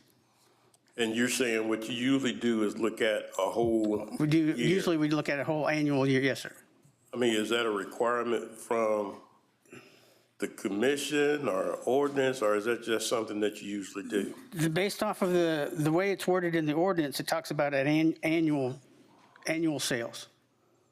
Okay, can we do a probationary type situation where we can approve it for 6 months or something like that, then he'll have to come back? Can we do that? Well, the commission. I'm just saying, if we approved it today, could we approve it on a probationary type situation where in 6 months we'll look at it again? Can we do that? As the commission, yes, you could do that. Okay. I want to make a motion that we give him a probationary situation for 6 months, that you guys bring it back for review in 6 months. If he's not doing 50%, then we can revoke it, correct, sir? Is that, well, I'm asking you a question. In 6 months, if you come back and he's not making the 50%, we can revoke it, correct? Yes. Okay. I think he had something he wanted to say. We haven't even had the liquor license for 6 months for this year. We ain't get the liquor license for the whole year to determine. And we just got the liquor license, I think it was like 6 or 7 months ago. So what you're saying is that moving forward, you should be able to make the 50%. Most definitely. Right. So I reiterate, I'll make a motion for a probationary type situation for 6 months. All right, thank you. Okay. Is there a second on that? Second. Okay, there's a second, more discussion. Attorney, can you speak to this? Because are we crossing the line doing something like this when, what about these other establishments? Mr. Frandom, I think that you could issue the probationary license as is being suggested. I think there needs to be clarity that the sales that it needs to be, whether or not you are saying it should be on a monthly basis, or is that to be the totality of the 6 months in that regard? You know, when they look at a year's situation, there could be months and things of that nature that would alter, but I think it needs to be clear as to what the expectation is of food sales relative to alcohol. Effective, like right now, us approving it moving forward versus the previous 3 months. Correct. Okay. All right, there's a little bit more discussion. Commissioner Guilfoyle? Thank you, Mr. Chairman. To be truthful, this gentleman that's coming before us right now, I believe he's got everything invested in this. This is, you know, what he's asking is hat in hand, hey, give me at least a chance to try to do the Sunday sales, and I would be willing to do that because I sure like some good local restaurants too. So I'm supporting this one. Thank you. Commissioner Scott? Thank you. Mr. Chairman, I'm not on your committee, but I would just like to say there have been other restaurants who wanted to do Sunday sales, and we have not granted them a probation or them to sell Sunday sales. So I'm not saying that I'm against it because I'm not on your committee, but we also maybe open up doors for other restaurants to come in to ask for the same identical thing. Thank you, sir. Yeah, and I agree with that.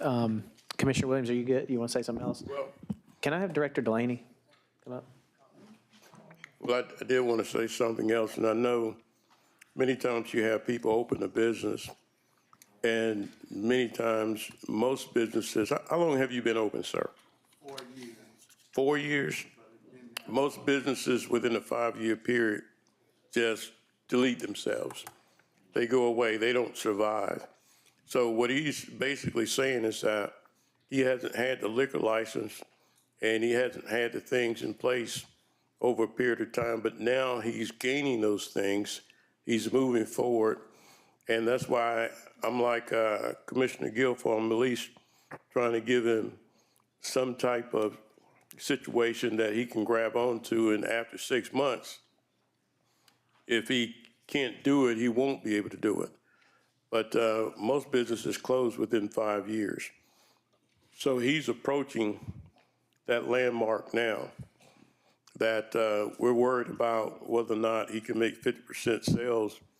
If he's not going to be able to, you know, make that mark, he's probably not going to make it at all. So he's probably going to disappear over a period of time. So that's the only reason why I'm trying to give him 6 months.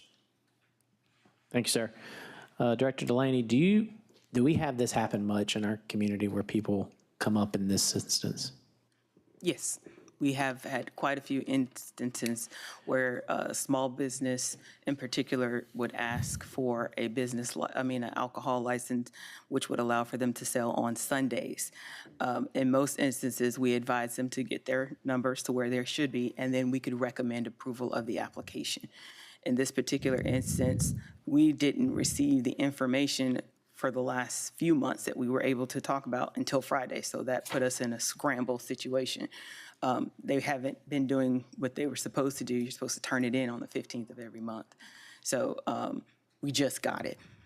That being said, Typically, when we have these situations, we advise them what to do. We tell them things like expand your menu so that you can offer foods at a different price point to help get that number up.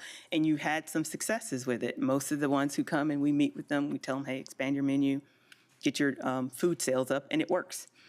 In this particular instance, the applicant stated that time was of the essence, and they knew that our recommendation would be for denial, and they still wanted to be heard, and they have a right to be heard. So that's how we land here today.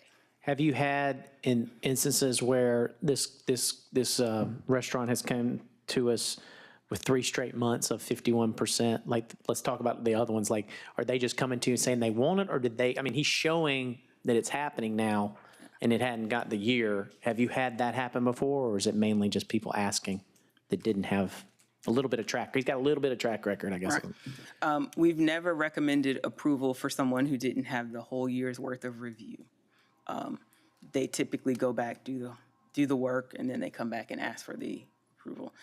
I think that what's going to potentially happen is we'll get more of these.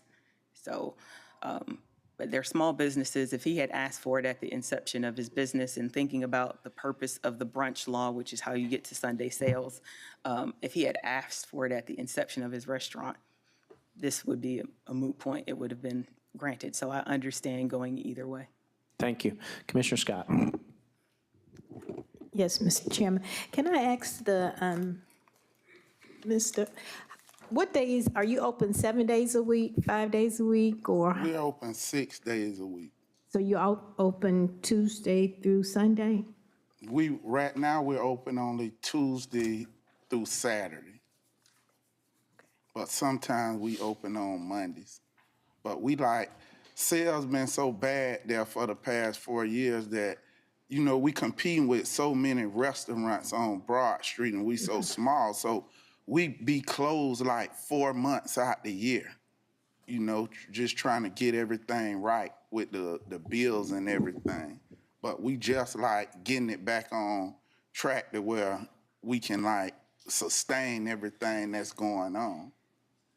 And they just told us about this meeting a week ago. We've been asking for the Sunday sale since we got the license, and nobody never even gave us a chance or opportunity. So I've been keep talking to him. I'm Mr. Bryan, and he, the hurricane came, and before that, the other lady who was there, she retired. So it's we just never got a chance to do it. Okay. All right. There's a motion and a second to approve with a 6-month stipulation to reviewed and bring it back, I guess, to this body. Is that correct? Yes. Okay. All right, voting.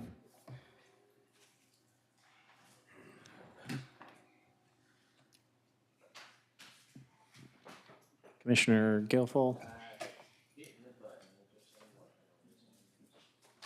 That motion carries. It's unanimous. Agenda item number 6. Item number 6 is to approve proposed quote for engineering design services for parking lot expansion at the Marvin Griffin office located at 1803 Marvin Griffin Road.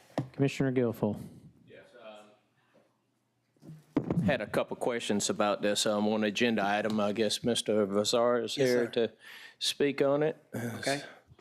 Yes, sir. We was asking for approval for an engineering design service because we needed a parking lot expansion. And the reason why we was asking for that because we have a staff of maybe 19 staff members, and we're going to have 18 parking available. Parking. Oh Lord, excuse me, y'all. Spaces. We got you. Spaces. I know. Yes, we only ask for parking available because we only have 18 available parking spaces. I'm sorry. Is this Marvin Griffin Road actually utilized that much? Yes, sir. We do. We have quite a bit of customers as far as contractors and customers that comes through there. Okay. What account is this coming out? Because it said the budget for Marvin Griffith office parking lot project would be sourced separately, It will not be drawn from the general fund. Yes, sir. We would not be using any general funds for that. We'll be using some of the funds from the building division. From the what department? The building department. Okay. And this project started in July, where you started getting quotes from 3 different companies, Cranston, ISM, and one other company. Does this go through the procure process at all? Yes, sir. We took it through the procure process at first, and it exceeded the amount that they could approve, as well as the administrative amount. So that's why we had to come before you guys today. Okay. Is this something as far as engineering could do in-house? Do they have the capabilities with all the engineers we have in that department? I will have to find an answer out for you. I don't want to speak on that without knowing. Hello, me again.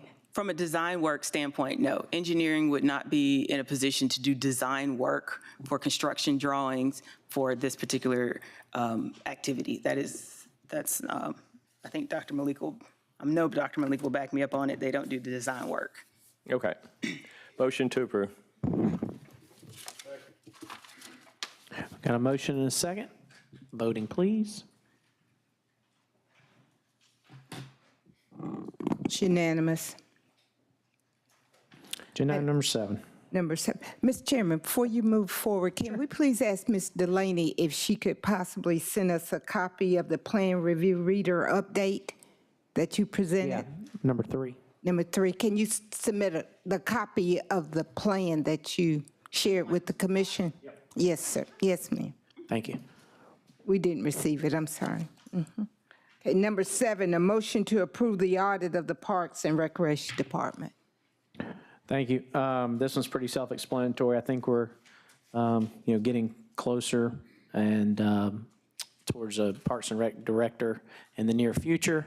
I think that to set this individual up for success, that we need to audit the Parks and Recs department.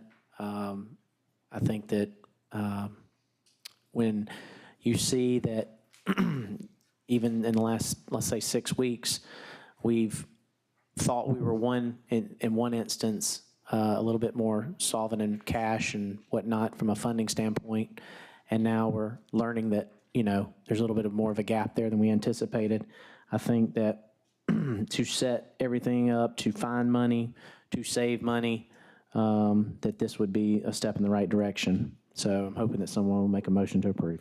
Motion to approve. And I'll second that. Got a motion? Any other discussion? All right. There's a motion and a second to approve of audit of the Parks and Recs department. Voting, please. Yeah, right.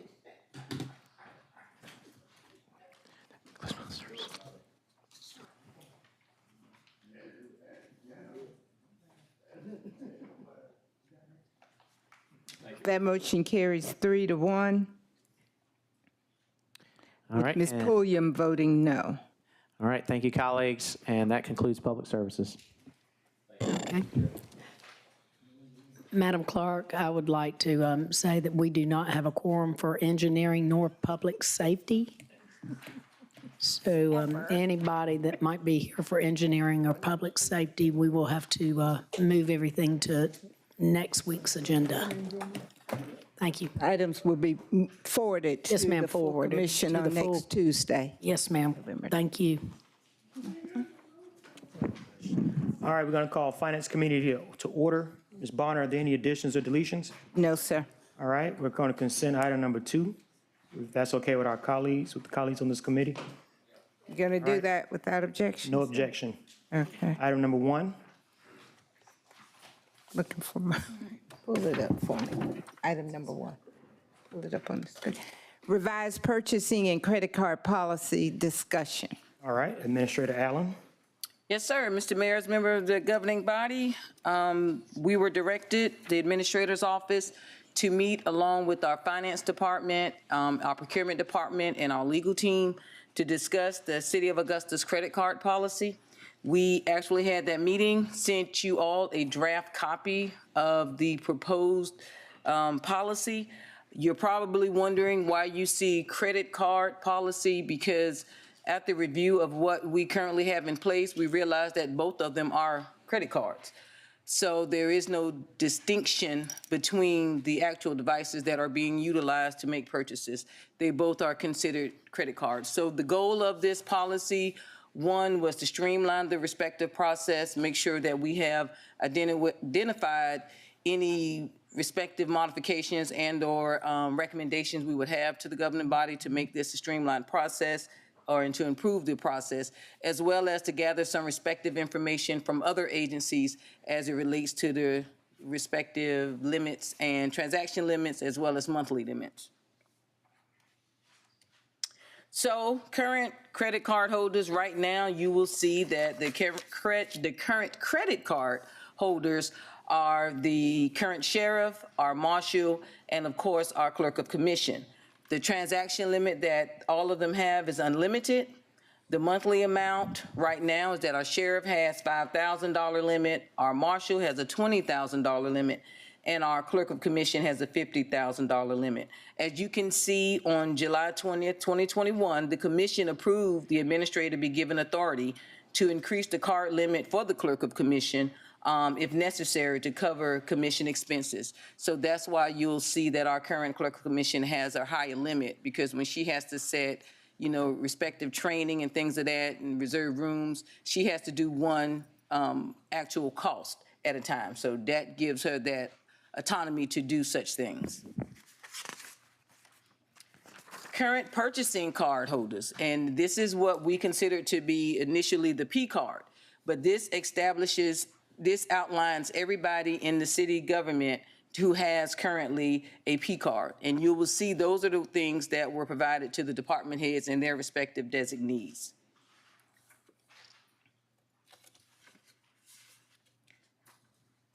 And these are the actual banks that are being utilized. Truist Bank, Bank of America, and Regions Bank are actually being utilized for the credit cards, and the Elan Financial Services is actually being used for what we considered our P card. So we have 4 different banks being utilized for these actual cards. We also did a comparison to what other agencies are doing in their respective communities. We, of course, started out with our consolidated agencies. As you can see, we wanted to include the amount of residents. And as you can see, Columbus Muskogee says they have over 200,000. So they're claiming to be number 2. But as it relates to the transaction, you'll see all, meaning everybody who has one of those respective cards, that's their transaction limit as well as the monthly limit. When you could tell that some of these are over the place, they're different for the agencies, because if you go down to the city of Savannah, and keeping in mind, Savannah is not consolidated. Savannah, the mayor has a $10,000 limit and the city manager has a $5,000 transaction limit. But if you look at the monthly limits, you have $50,000 for the mayor and $10,000 for the city manager. Who oversees these processes? That's also different. Some of it is done by the finance department. And in some of the smaller agencies, the finance department actually oversees the procurement department. So depends on what agency you look at. Procurement sometimes falls under finance. So you really don't know who really does it, but it's just one entity. Currently, what we have is 2 entities managing those processes. Managing those processes. And so we just want to make it one agency to do that. Summary of proposed policy change, again, is to consolidate into one credit card program, which helps us to actually streamline the process. So that's why you will see the name credit card policy as opposed to credit card and P card policy. Documentation, of course, require consistent documentation from all cardholders, including receipts. Set the limits, establish the monthly credit limits for the mayor, elected officials, administrator, and clerk of commission, if these are the ones that you have any concerns about. And of course, increase the single transaction. That was part of the original recommendation that was made, the limit for department directors from $500 to $1,000. So these are the proposed credit limits. As you can see in red, we do not have any, respective recommendations, because that's a decision that this governing body has to take. But we do have what the administrator, the clerk of commission, department directors, and designees, as well as the monthly limit for the administrator, clerk of commission, department directors, and their designees. So what we are looking for is the governing body to actually render a decision as it relates to the mayor and the other elected officials. With that, I will address any respective questions that you have. Thank you, Ms. Allen. We have a few colleagues in the queue. We're going to go to Commissioner Williams. Where's the mayor on here? Is the mayor on here somewhere? Yes, it's right there. Oh, the mayor does not have a card right now. But I thought a lot of this surrounds the situation that we were going through with the mayor, so we don't have, we don't have a credit card policy that covers him, or is that what we were Oh, no, this credit card policy actually covers all elected officials, including the mayor. Okay, so do you know his limits? That's what we're deferring to the governing body to help us address. Once those limits are provided, we can actually enter that information into the actual policy. So you're saying, I mean, is that something we do on the floor or in the back room? On the floor. On the floor? On the floor. So it needs to be put on the agenda to talk about the mayor's limits? That's what this is, Commissioner Williams. What is? That's what we're doing now. So you want us to give you limits today? Yes, sir. If that's what the governing body desires to do, this is actually a clean, streamlined process. All we need is those respective limits to add to it. For the elected officials as well as the mayor. Okay. Good. I got other questions, but my brain is not wrapped around it yet, so I'll come back. Okay. Okay. Commissioner from the 10th, Commissioner Guilford. Thank you, Mr. Chairman. Looking at your first page, as far as what the sheriff, the marshal, and the clerk of commission actually gets, my recommendation was from the beginning, give the mayor a $15,000, which falls way under the marketplace, a monthly limit of $15,000 with no daily limit that he could expend, not to exceed his budget for the year. So my recommendation would be $15,000. As far as all the other elected officials, seem like this has not been an issue. You could keep them the same. Mr. Lampkin, I don't think he even came close to $20,000. He has not. And his, just for clarification, his was done prior to the policy actually being initiated, so. Right. So, you know, if an elected official does have a credit card and they exceed what they're supposed to as far as their budget, the ramification from the media alone would be deadly in itself. So I don't think there's going to be an elected official moving forward that's going to exceed that limit or exceed their budget or misuse of a credit card, shall I say. So my recommendation, $15,000 monthly and no daily expense or limit. Vice Chair, is that in the form of a motion? Yes, sir. You want to put it in the form of a motion for me? Madam Clerk, $15,000 monthly limit with no daily limits whatsoever. If there's a motion, is there a second? Second. There's a second, but we have more discussion. And so we're going to go to Commissioner from the 9th, Commissioner Scott.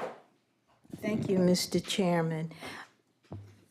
Administrator Allen, you said, I think I heard you say to consolidate credit cards? Yes, So are we saying we just going to have a credit card, a bank credit card versus a P card? Or when We're you say just gonna have- consolidate, what do you? Yes, we're just going to have all of them are credit cards. Yes. And so the funding institution and where we receive those credit cards are the difference. But we call them, a true pre-card system in some agencies are automatically linked to your software system that governs your general funds or whatever accounts they're coming to. And so when a person goes in to make a charge or, a purchase, it automatically comes out of that system. Now, the state of Georgia offers a P card system, but that is nothing that I think we would want to entertain because the process and how long it takes, it's just not, it's not beneficial to the organization to go that route. So we've been calling it P cards, and granted, some other agencies call it P cards as well that do not truly have a P card system. And I think that was more to distinguish the difference of the department heads. But at the end of the day, they're all just credit cards. There is no P card. They're credit cards. It's a credit card, it's a Visa card that, you utilize. So it's a wording change versus. It's exactly. Yes, it is. It's more of a wording change and a streamline change because we will not have two agencies, two departments reconciling that. Because currently, right now, if you use the P card, what we call the P card. It's a credit card. It's a credit card. Yes, ma'am. Thank you. You're welcome. So I think Commissioner Franham is going to pick. Yeah, I'm going to wrap a bow on this with clarity. Let's, Commissioner Franham, you're Thank you, Mr. Chairman. So in the past, there was P cards that came out of procurement. Is that correct? And then credit cards came out of finance. You're now saying that all credit cards are going to come out of finance. Is that correct? What I'm saying is what we were calling P cards are really credit cards. But they did come out of two different departments. They were assigned out of two different departments. You're correct. Moving forward, only out of finance?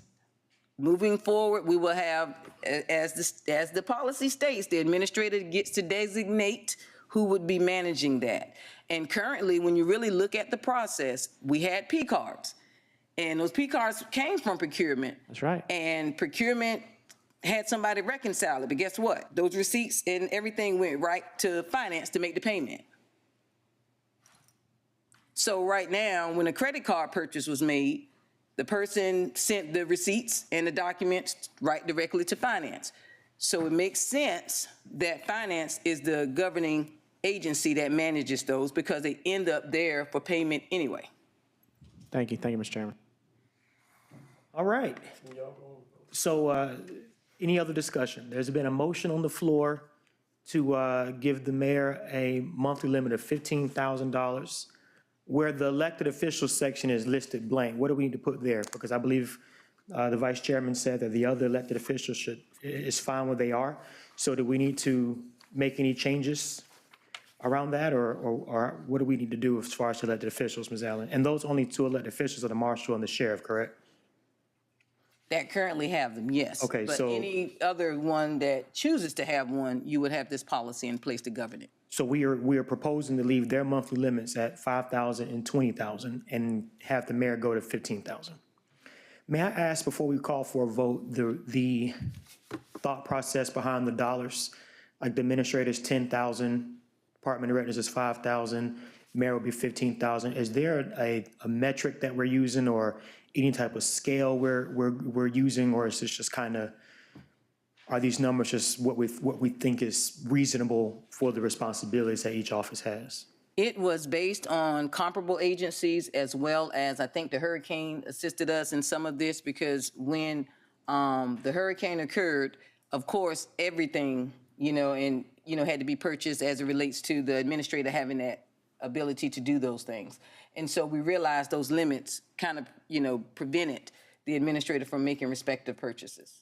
Is $10,000 enough for the administrator's office per month? I think so. I'm not one who really utilizes a credit card at all.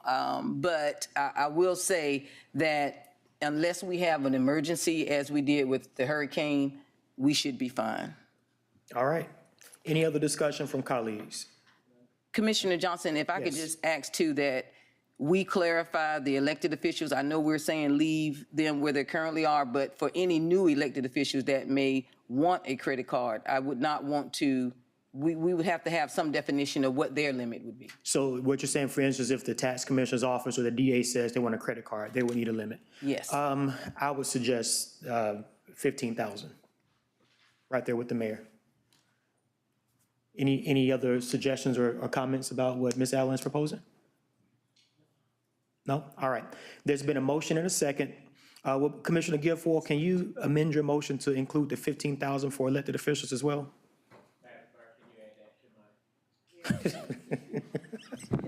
Thank you, sir. All right, Ms. Bonner, can you restate the motion before we vote? The motion was to approve the credit card policy with designating the mayor to have a $15,000 limit, daily limit, $15,000 limit without a daily limit applied. All other elected officials at $15,000. Okay, we have Commissioner Scott, and then, well, let's get Ms. Allen and Mr. Manton, then Commissioner Scott. Yes, Commissioners, to address the former ordinance that's already been adopted, I think back in 2021, we need a motion to repeal that ordinance, to adopt the new ordinance at the next commission meeting. We'd also ask to waive the second reading of that new ordinance and adopt it and waive the second reading at Tuesday's commission meeting. Would that be a separate agenda item, or do we need to make the motion to Be repeal part now? of this motion. Okay. Commissioner Guilfoyle, can you amend your motion to add to repeal the original ordinance? Repeal, yeah. Hey, this is how Well, it works. okay. Are you just repealing it We're at repealing this meeting, and then you're replacing it at the subsequent meeting? Yes, ma'am. Yeah, because we Waiving the would second need the ordinance in order for you to Yes, ma'am. work on. With Okay. waiving the second reading. Okay. Okay, Commissioner Scott? Mr. Chairman, I'm just like, when would this policy go into effect? After this, or is it immediately upon receipt of the credit card? I mean, I would imagine it would go after we make the full vote. Yes. But I would defer to our legal to answer that question. Yes, it will go after the actual approval is made by the commission. Next Tuesday. Next Tuesday. Attorney Plunkett, is that? That's correct. All right. Okay, just for clarity, sir, the second on that motion, I know Mr. Guilfoyle made it, but I don't recall. It was me. It was you, Ms. Pulliam? Yes, Okay. yes, ma'am.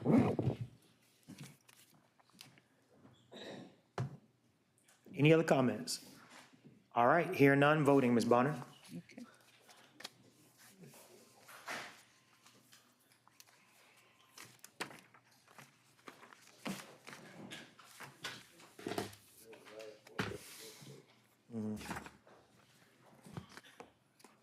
It's unanimous. Thank you. Thank you, Ms. Allen.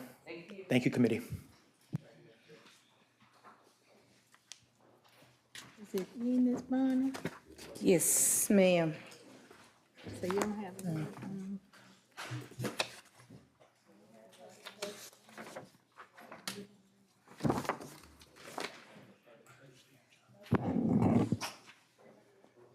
for some reason I can't find my. I'd like to call Administrative Service Committee to order. Ms. Bonner, do we have any addition or deletion? No, ma'am. All right. Committee members, do I have any, would you like to consent or?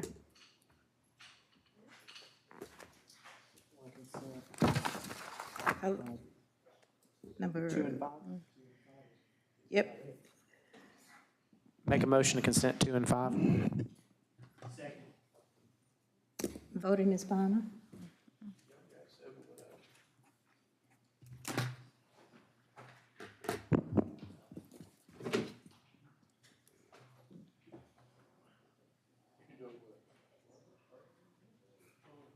It's unanimous.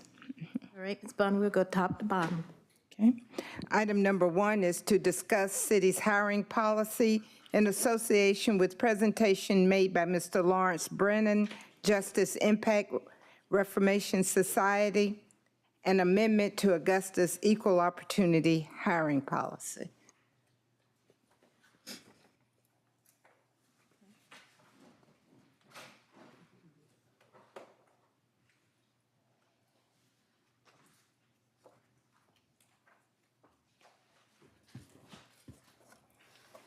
Good afternoon, Mayor and Commissioners. I really would rather listen to what your questions were before I open my big mouth, so to speak.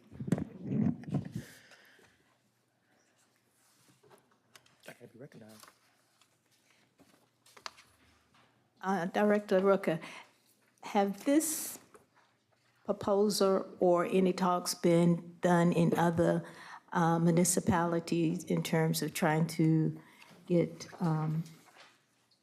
where Mr. Brenham is trying to get with this, his presentation? I think what you're asking me about is if Ban the Box is working in other municipalities. If that is your question, yes, it does work. It is working with us. Since I've been here, we haven't had any questions or confusion regarding the policy.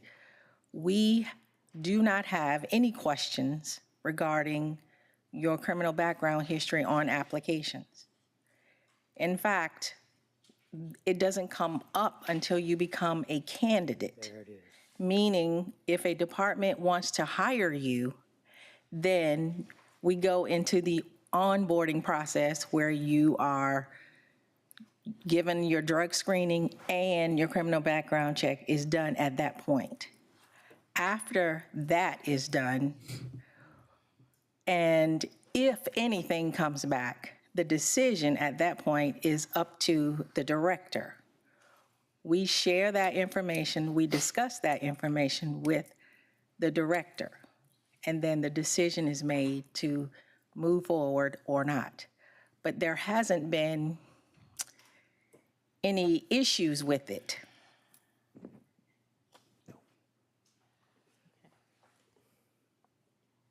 Commissioner Johnson? Thank you, Madam Chair. Ms. Rooker, this came up, Mr. Brannon was mentioning that the ban-the-box policy in its sense works because in one sense, when you're applying for the job, you're not asked about your criminal history on that job application. Mm-hmm. But as you just stated, when it comes time for the individual assessment, that assessment could cause someone to then not get that employment. Well, I guess what he is asking, I hate to try to speak for him because he's not here, what he was asking, or at least what I interpret it to be is, what is it that the city of Augusta can do in that assessment phase of the interview to where we can avoid the discriminatory practice of saying, this is what we saw on your record, and now it's just our decision to not hire you. Like that decision that then lies into the hands of the department director. What kind of policy change can we make to say, yeah, we know that when you were 20-something or, in your teens or in your early 20s, you made a decision that you are having to live with, you can still work with the city of Augusta, because what we're seeing is, what I'm hearing is that folks are still somewhat held accountable to that when they're trying to work for, like, even with Parks and Recreation. They're not even able to cut grass and things like that because of something they did in the past. And I think where the hiccup comes is that individualized assessment. I think that is what he was trying to communicate. But I don't want to speak for him, but I know that's what I understood it to be. What could Augusta do now? We have our 5-year where the minimum that we look at is 5 years. I have seen it out there where the minimum is 3 years. That's something we could do now, but again, it's still going to be at the discretion of a director if they decide to hire that person or not.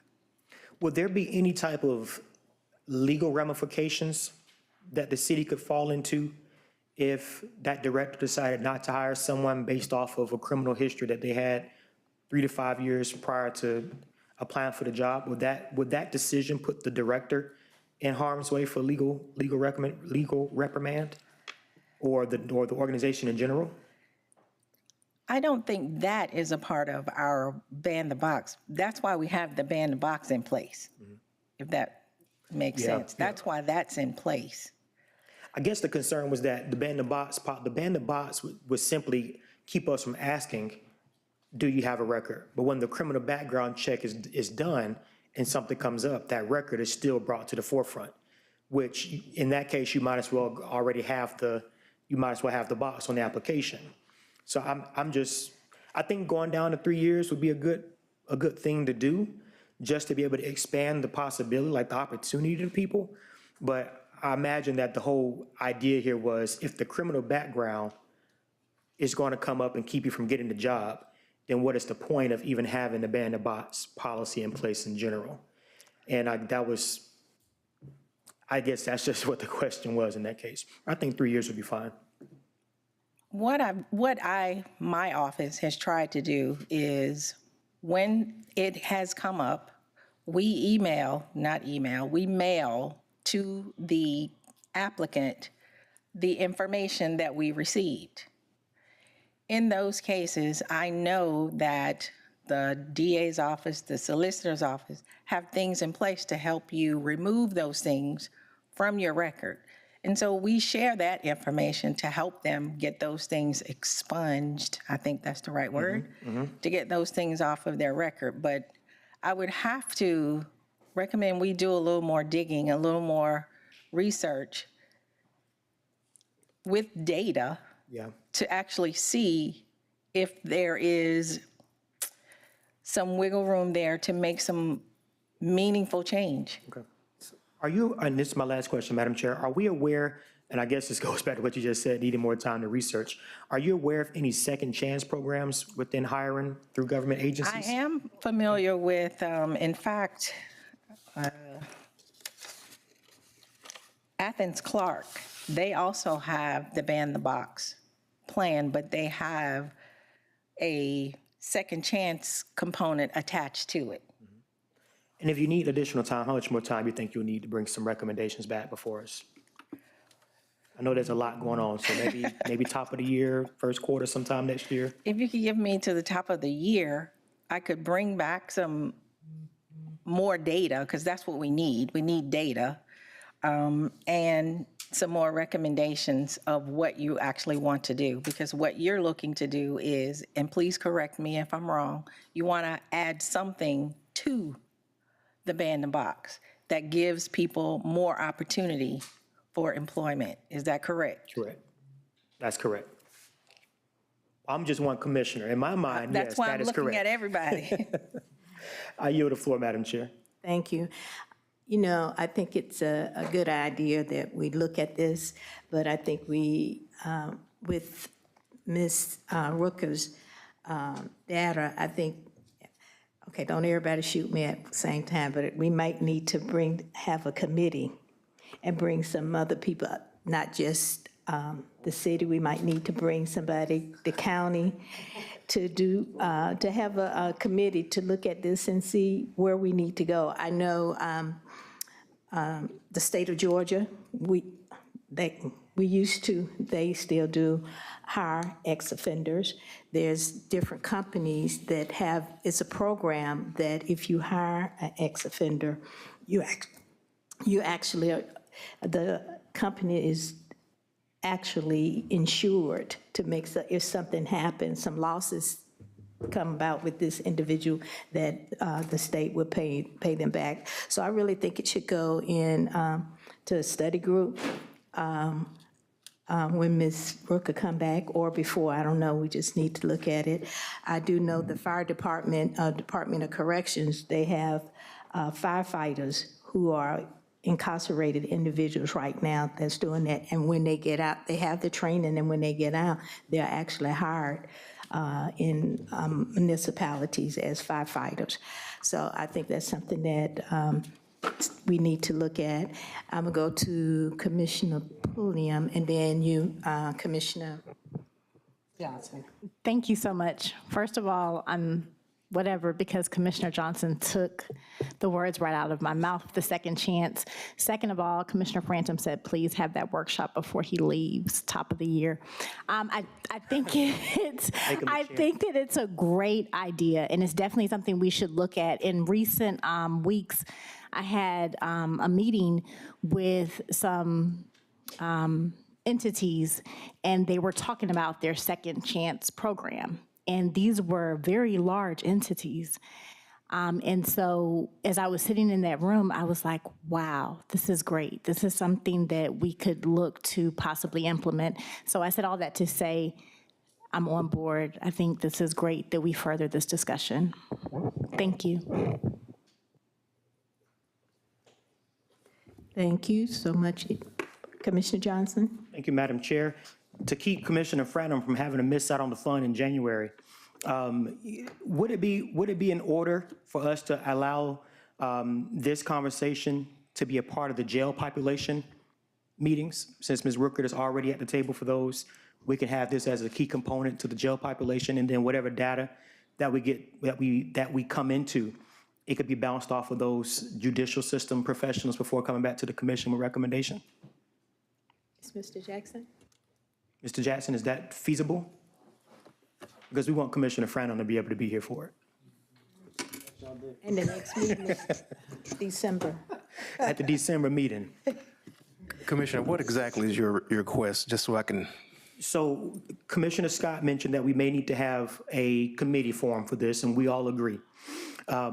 But we already have our jail population committee formed, and some of the ideas that we're talking about in that meeting is how to get our backlog cleared up, what happens to individuals once they're released from being incarcerated, and we think that this might be a good opportunity to have an employment conversation intertwined with the jail population review.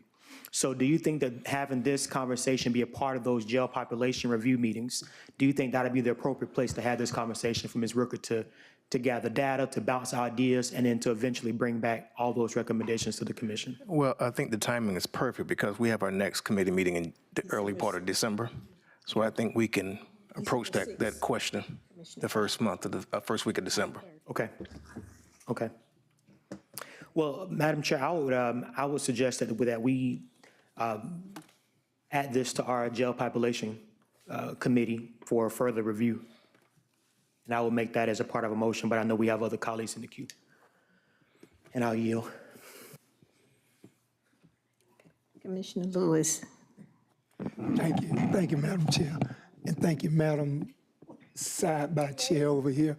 Listen, I think that we don't need to get lost in the fact that out of this discussion, we're talking about ban in the box. We know that that's not a part of the application process. But I think the problem lies in what Director Rooker stated when it comes down to the final hiring of said individual, that is in the hands of the director. It's in the hands of the director. And unless we do something by way of, I don't know how to say it, but if it's in the hand of the director, and if the director deems that they don't want to hire that individual based on what comes back on their background check, because there's not going to be a background check done until it gets to a certain point of the applicant, then we're still in the same boat. We're still in the same boat, because if the director don't want to hire that person, unless we have a second chance policy, then that person won't get hired if it's still left up to the discretion of the director. So with whatever information Ms. Director Rooker comes back with, I hope it has that component in there that kind of don't put the final say in the director's hand. There still should be some autonomy, with HR and other entities as to whether that person is qualified to be hired, even with the record. So we don't want to get lost in the fact that it still is in the hands of the director to make that final say as to whether that individual gets hired or not. So there needs to be some language or a component that will allow us to exercise some futility in whether this person gets hired or not, and not so much be in the director's hand. Thank you, Madam Chair. Okay, so are we going to put this in the form of a motion? Commissioner Johnson, are we? Yes, ma'am. Motion to direct our Human Resources Director to research second chance programs and interact with the Jail Population Review Committee to bring recommendations to the commission. Second. Voting, Ms. Bonner.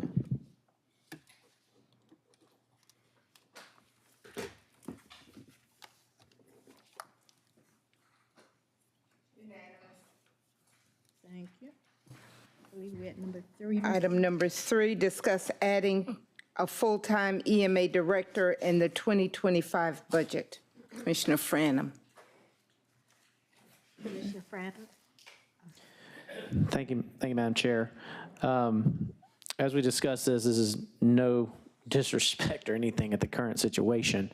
I just think when you go through a situation like what we've just been through, you research other communities, you hear from other communities, you experience all that we experience and understand that he still has a full-time job running the fire department, that it's important that we put our best foot forward moving forward.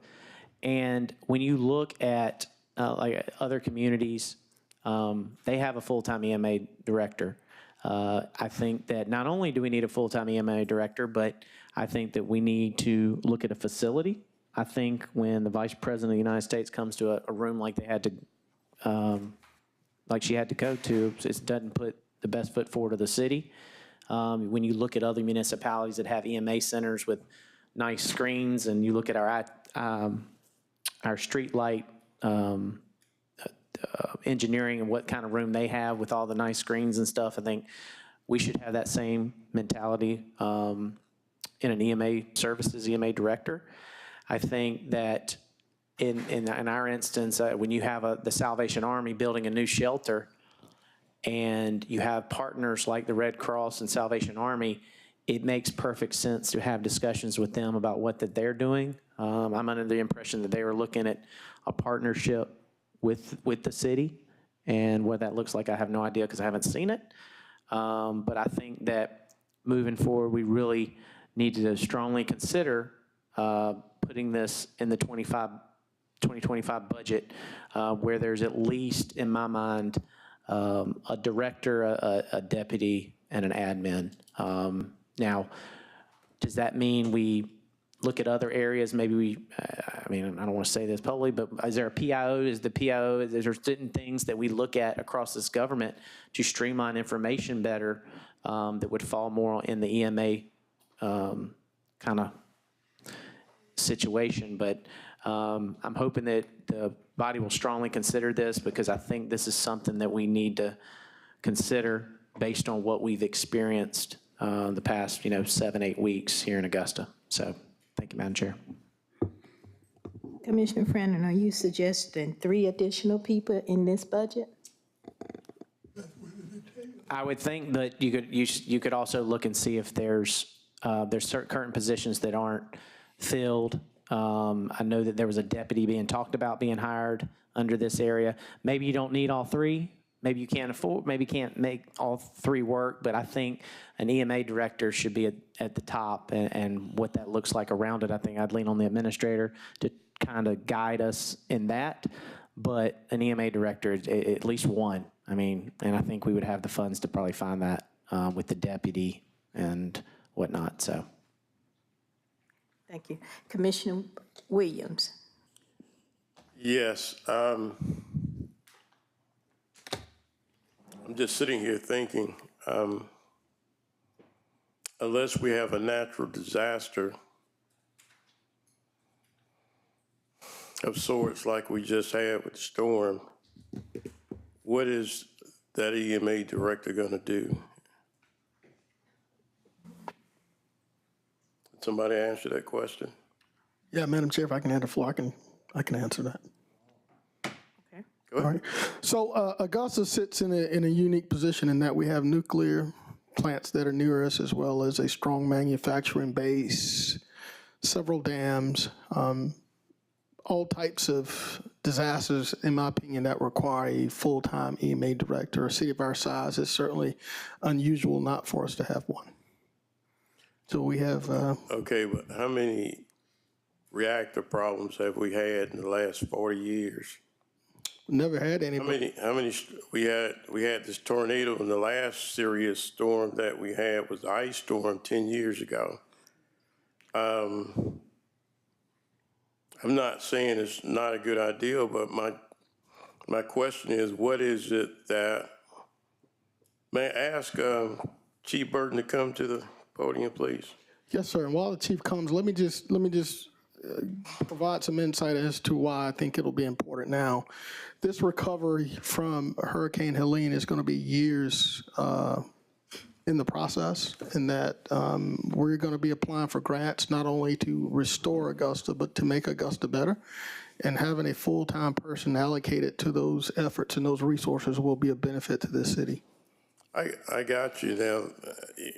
I mean, paperwork and other stuff, we got people that can do that kind of situation, but I wanted to ask Chief Burton, on a daily basis, you're right now our EMA person, correct? Yes, sir. On a daily basis, what do you do when you look at the job and description of somebody who might be EMA? Well, what I will share with you is some of the advantages to having the situation that we have currently, if that be okay. Go ahead. All right, so sure. So first and foremost, I do support whatever direction the governing body decides to go in as relates to this. But I do feel like there are some advantages for having EMA integrated into the fire department. I think it has immediate access to critical resources such as personnel, equipment, expertise, and ensuring rapid deployment and readiness. Collaboration and not isolation. Operating as part of the fire department prevents EMA from working in isolation, allowing seamless coordination for emergency operations. PDAs and similar operations can be conducted swiftly by utilizing available fire department teams and equipment, ensuring timeless response. EMA staff can participate in fire department training, fostering unified response approach and enhancing emergency management capabilities. That regular training and day-to-day interaction builds strong relationships, promoting teamwork, cohesion, and synergy. Integrated training supports a proactive approach to emergencies, ensuring that all teams are prepared, aligned, and efficient in response efforts. And so also it allows us to streamline the command structure. Augusta benefits from a streamlined chain of command, improving response coordination and decision-making. Integration enables a more effective incident command structure, allowing clear roles, responsibilities, and authority, which is critical in high-stakes incidents. A single span of control optimizes resources and simplifies communications, ensuring that all teams work towards shared goals. By co-locating the way it is, Augusta saves on infrastructure and costs, maximizing the use of shared space and resources. Adding a separate unit, that separation means you're going to need a planner position, an administrative assistant, a new EMA director, which required. However, currently these roles benefit from the shared fire department resources and administrative support. And so integration within the fire service as it is reduces redundant expenses while meeting Augusta's need for comprehensive emergency management. Okay, so in other words, right now, you're not overwhelmed with any responsibilities with EMA, but you do point out there a number of advantages for you being the fire chief as well as EMA because of the services that are pretty much connected to your job responsibility. Yes, sir. And all that being said, I do find it interesting that, for the last 3 years, we've made attempts to increase in that division. But I do digress. I do feel like the division is set up for success. I think moving forward, I'll remind the commission and this body that we procured a $1.5 million grant to build a new emergency operations center. Okay. Now, you said 1.5 million? Yes, sir. Well, how much is the whole building gonna cost us? Well, as you know, we are pursuing a site to house that location. And within it, that $1.5 million would be sufficient to build that new emergency operations center. Gotcha. Well, thank you, sir. Thank you. Commissioner Johnson. Thank you, Madam Chair. Chief, first I want to tell you thank you for what you did during the storm aftermath. I know the morning that we all woke up, I know you were on the ground right then and there. I saw that red car everywhere, all over the city. So thank you for what you did. There wasn't a time that I didn't pick the phone up and call you and you didn't deliver. So thank you for your work. I want to ask two questions. Number one, where is this coming from? You know, what makes us think that this is the best move to make right now? I don't think that we've had any complaints with Chief and his ability to manage our emergencies. I think he's done a great job so far. And secondly, we just gave the chief additional salary for this position maybe a year ago, either at the top of this year or late last year sometime. Are we prepared to roll his salary back for the EMA position? So those are two questions. So these kind of things is what really strikes me sometimes because they come out of the thin blue air. It's just like, out of all things, this wasn't on my bingo card for the year because I didn't think that it would be necessary. The chief has been doing a great job. So number one, where is it coming from? Did he not do a good job during the Helene crisis? And then two, are we prepared to pull his money back?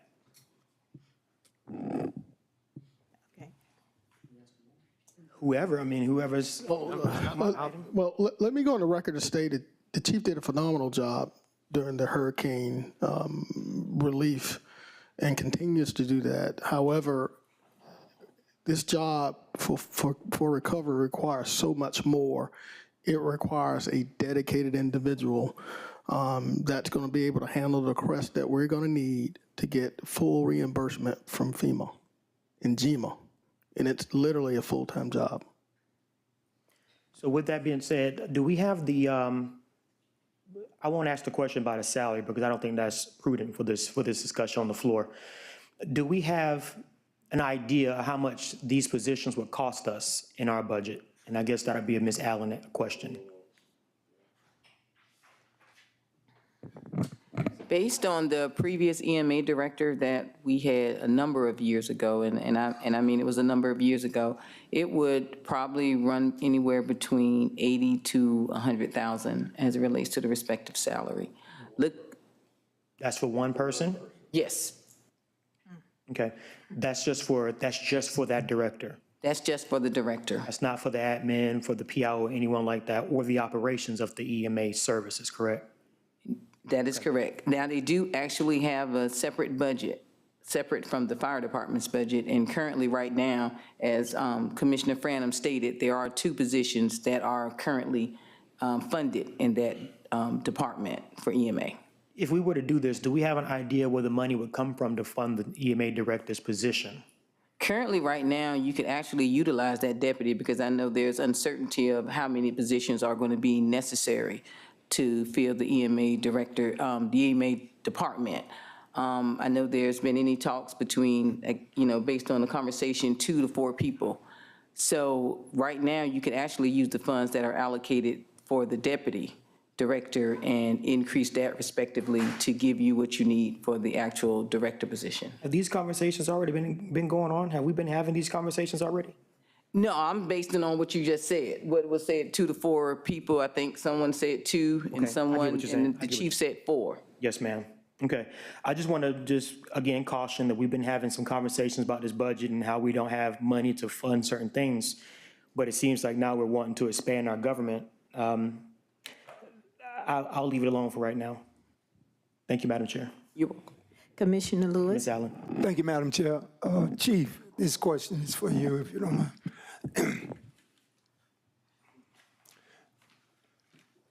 Sir, I know in your current role as fire chief and as emergency director, even with what we've experienced this year with Helene, your position as EMA director has been kind of smooth sailing, right? Yes, sir.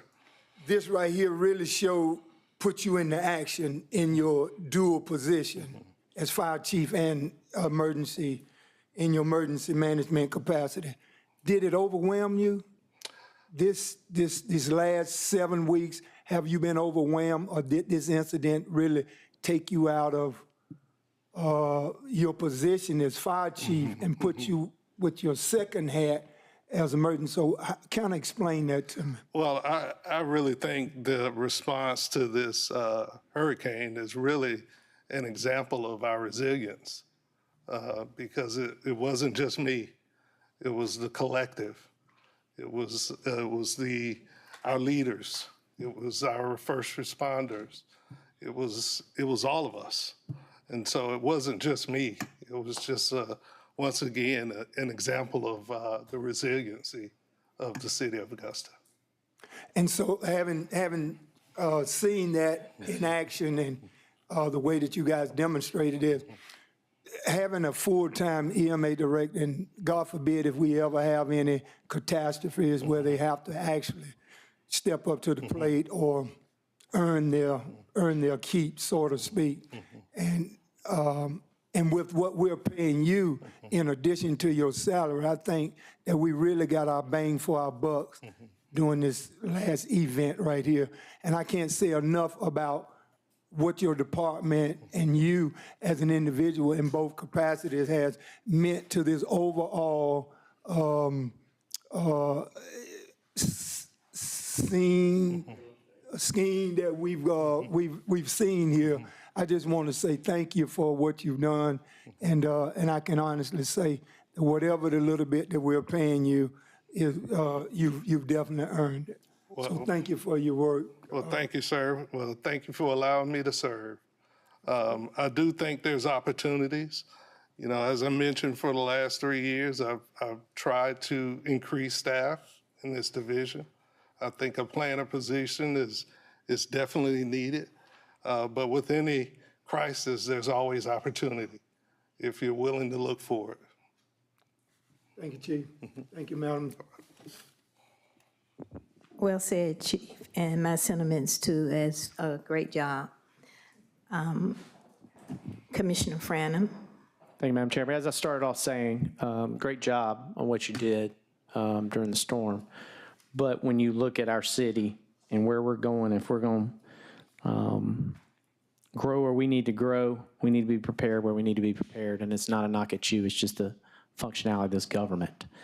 And when you look at extreme heat, extreme cold, things that this job would basically be able to take off your plate, other people's plate, more centralized, the opportunity to raise funds. I mean, it would make you the ability to focus on the fire department. And I'm gonna stop there, but at the same respect, when it was mentioned in the 180 days plan of a CFO, we need a CFO in this government, and I'm not going to be here to approve that, but we need it. If we're going to go where we need to go and grow where we need to grow, we got to stop thinking this small-minded Augusta where we're going to have one person do a bunch of different things because that's the way it's always been done.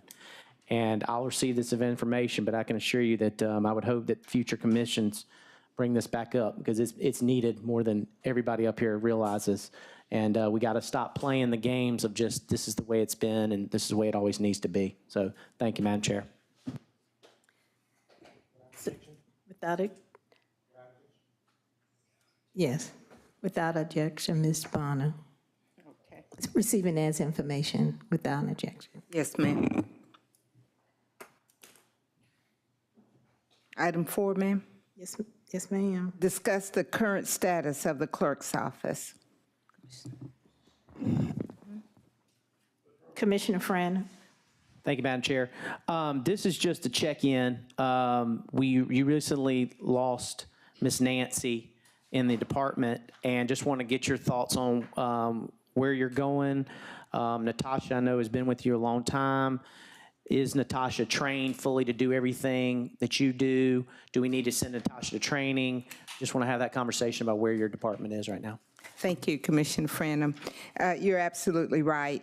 A couple of years ago, the commission was going through budget seasons, and there were vacant positions, and they encouraged directors, opposed to just abolishing the positions, they gave directors an opportunity to use those funds to enhance the current staff. We did that, and along with that, I enhanced the technology of the clerk's office. We went through where we did preservation of records that dated back to the 1700s. That was not online. Now those records are online. With that money, we enhanced that technology so that the citizenry of this community can actually research those minutes. Now, we're in the clerk's office used to manually have to do that for their behalf. So those are the things that we've done. Now, hopefully, Ms. McFarley is in a position, if need be, to do whatever it is I'm doing. I've had her intentionally in the meetings with me over the years to observe that. So it's hopefully in my mind that she would be able to, and certainly she would need certain training. I still go to training. Right. So that's nothing that, but the institutional integrity of the clerk's office is there. Right, so do you envision hiring another body in the near future? Oh, we have 3 positions, yes, sir. But for right now, well, with all the meetings and everything we have at the end of the year, I have been in discussion with HR.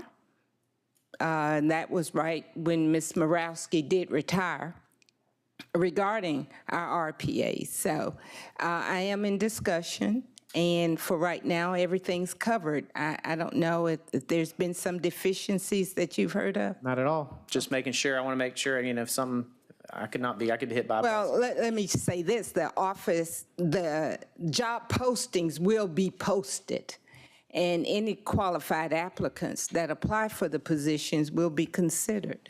Yeah, again, there's no knock at you, nobody said anything to me, it was more of, making sure we're covered, and what was the status of needing the 3rd position, are we definitely going to hire someone or not?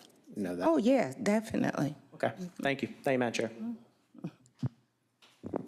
Receive as information. You won't apply. Sean. How good are your recommendations? Receive as information. Without objection, receiving this information. Without objection, Ms. Bonner. Yes, ma'am. And I believe that's all for administrative service? Yes, ma'am. Thank you.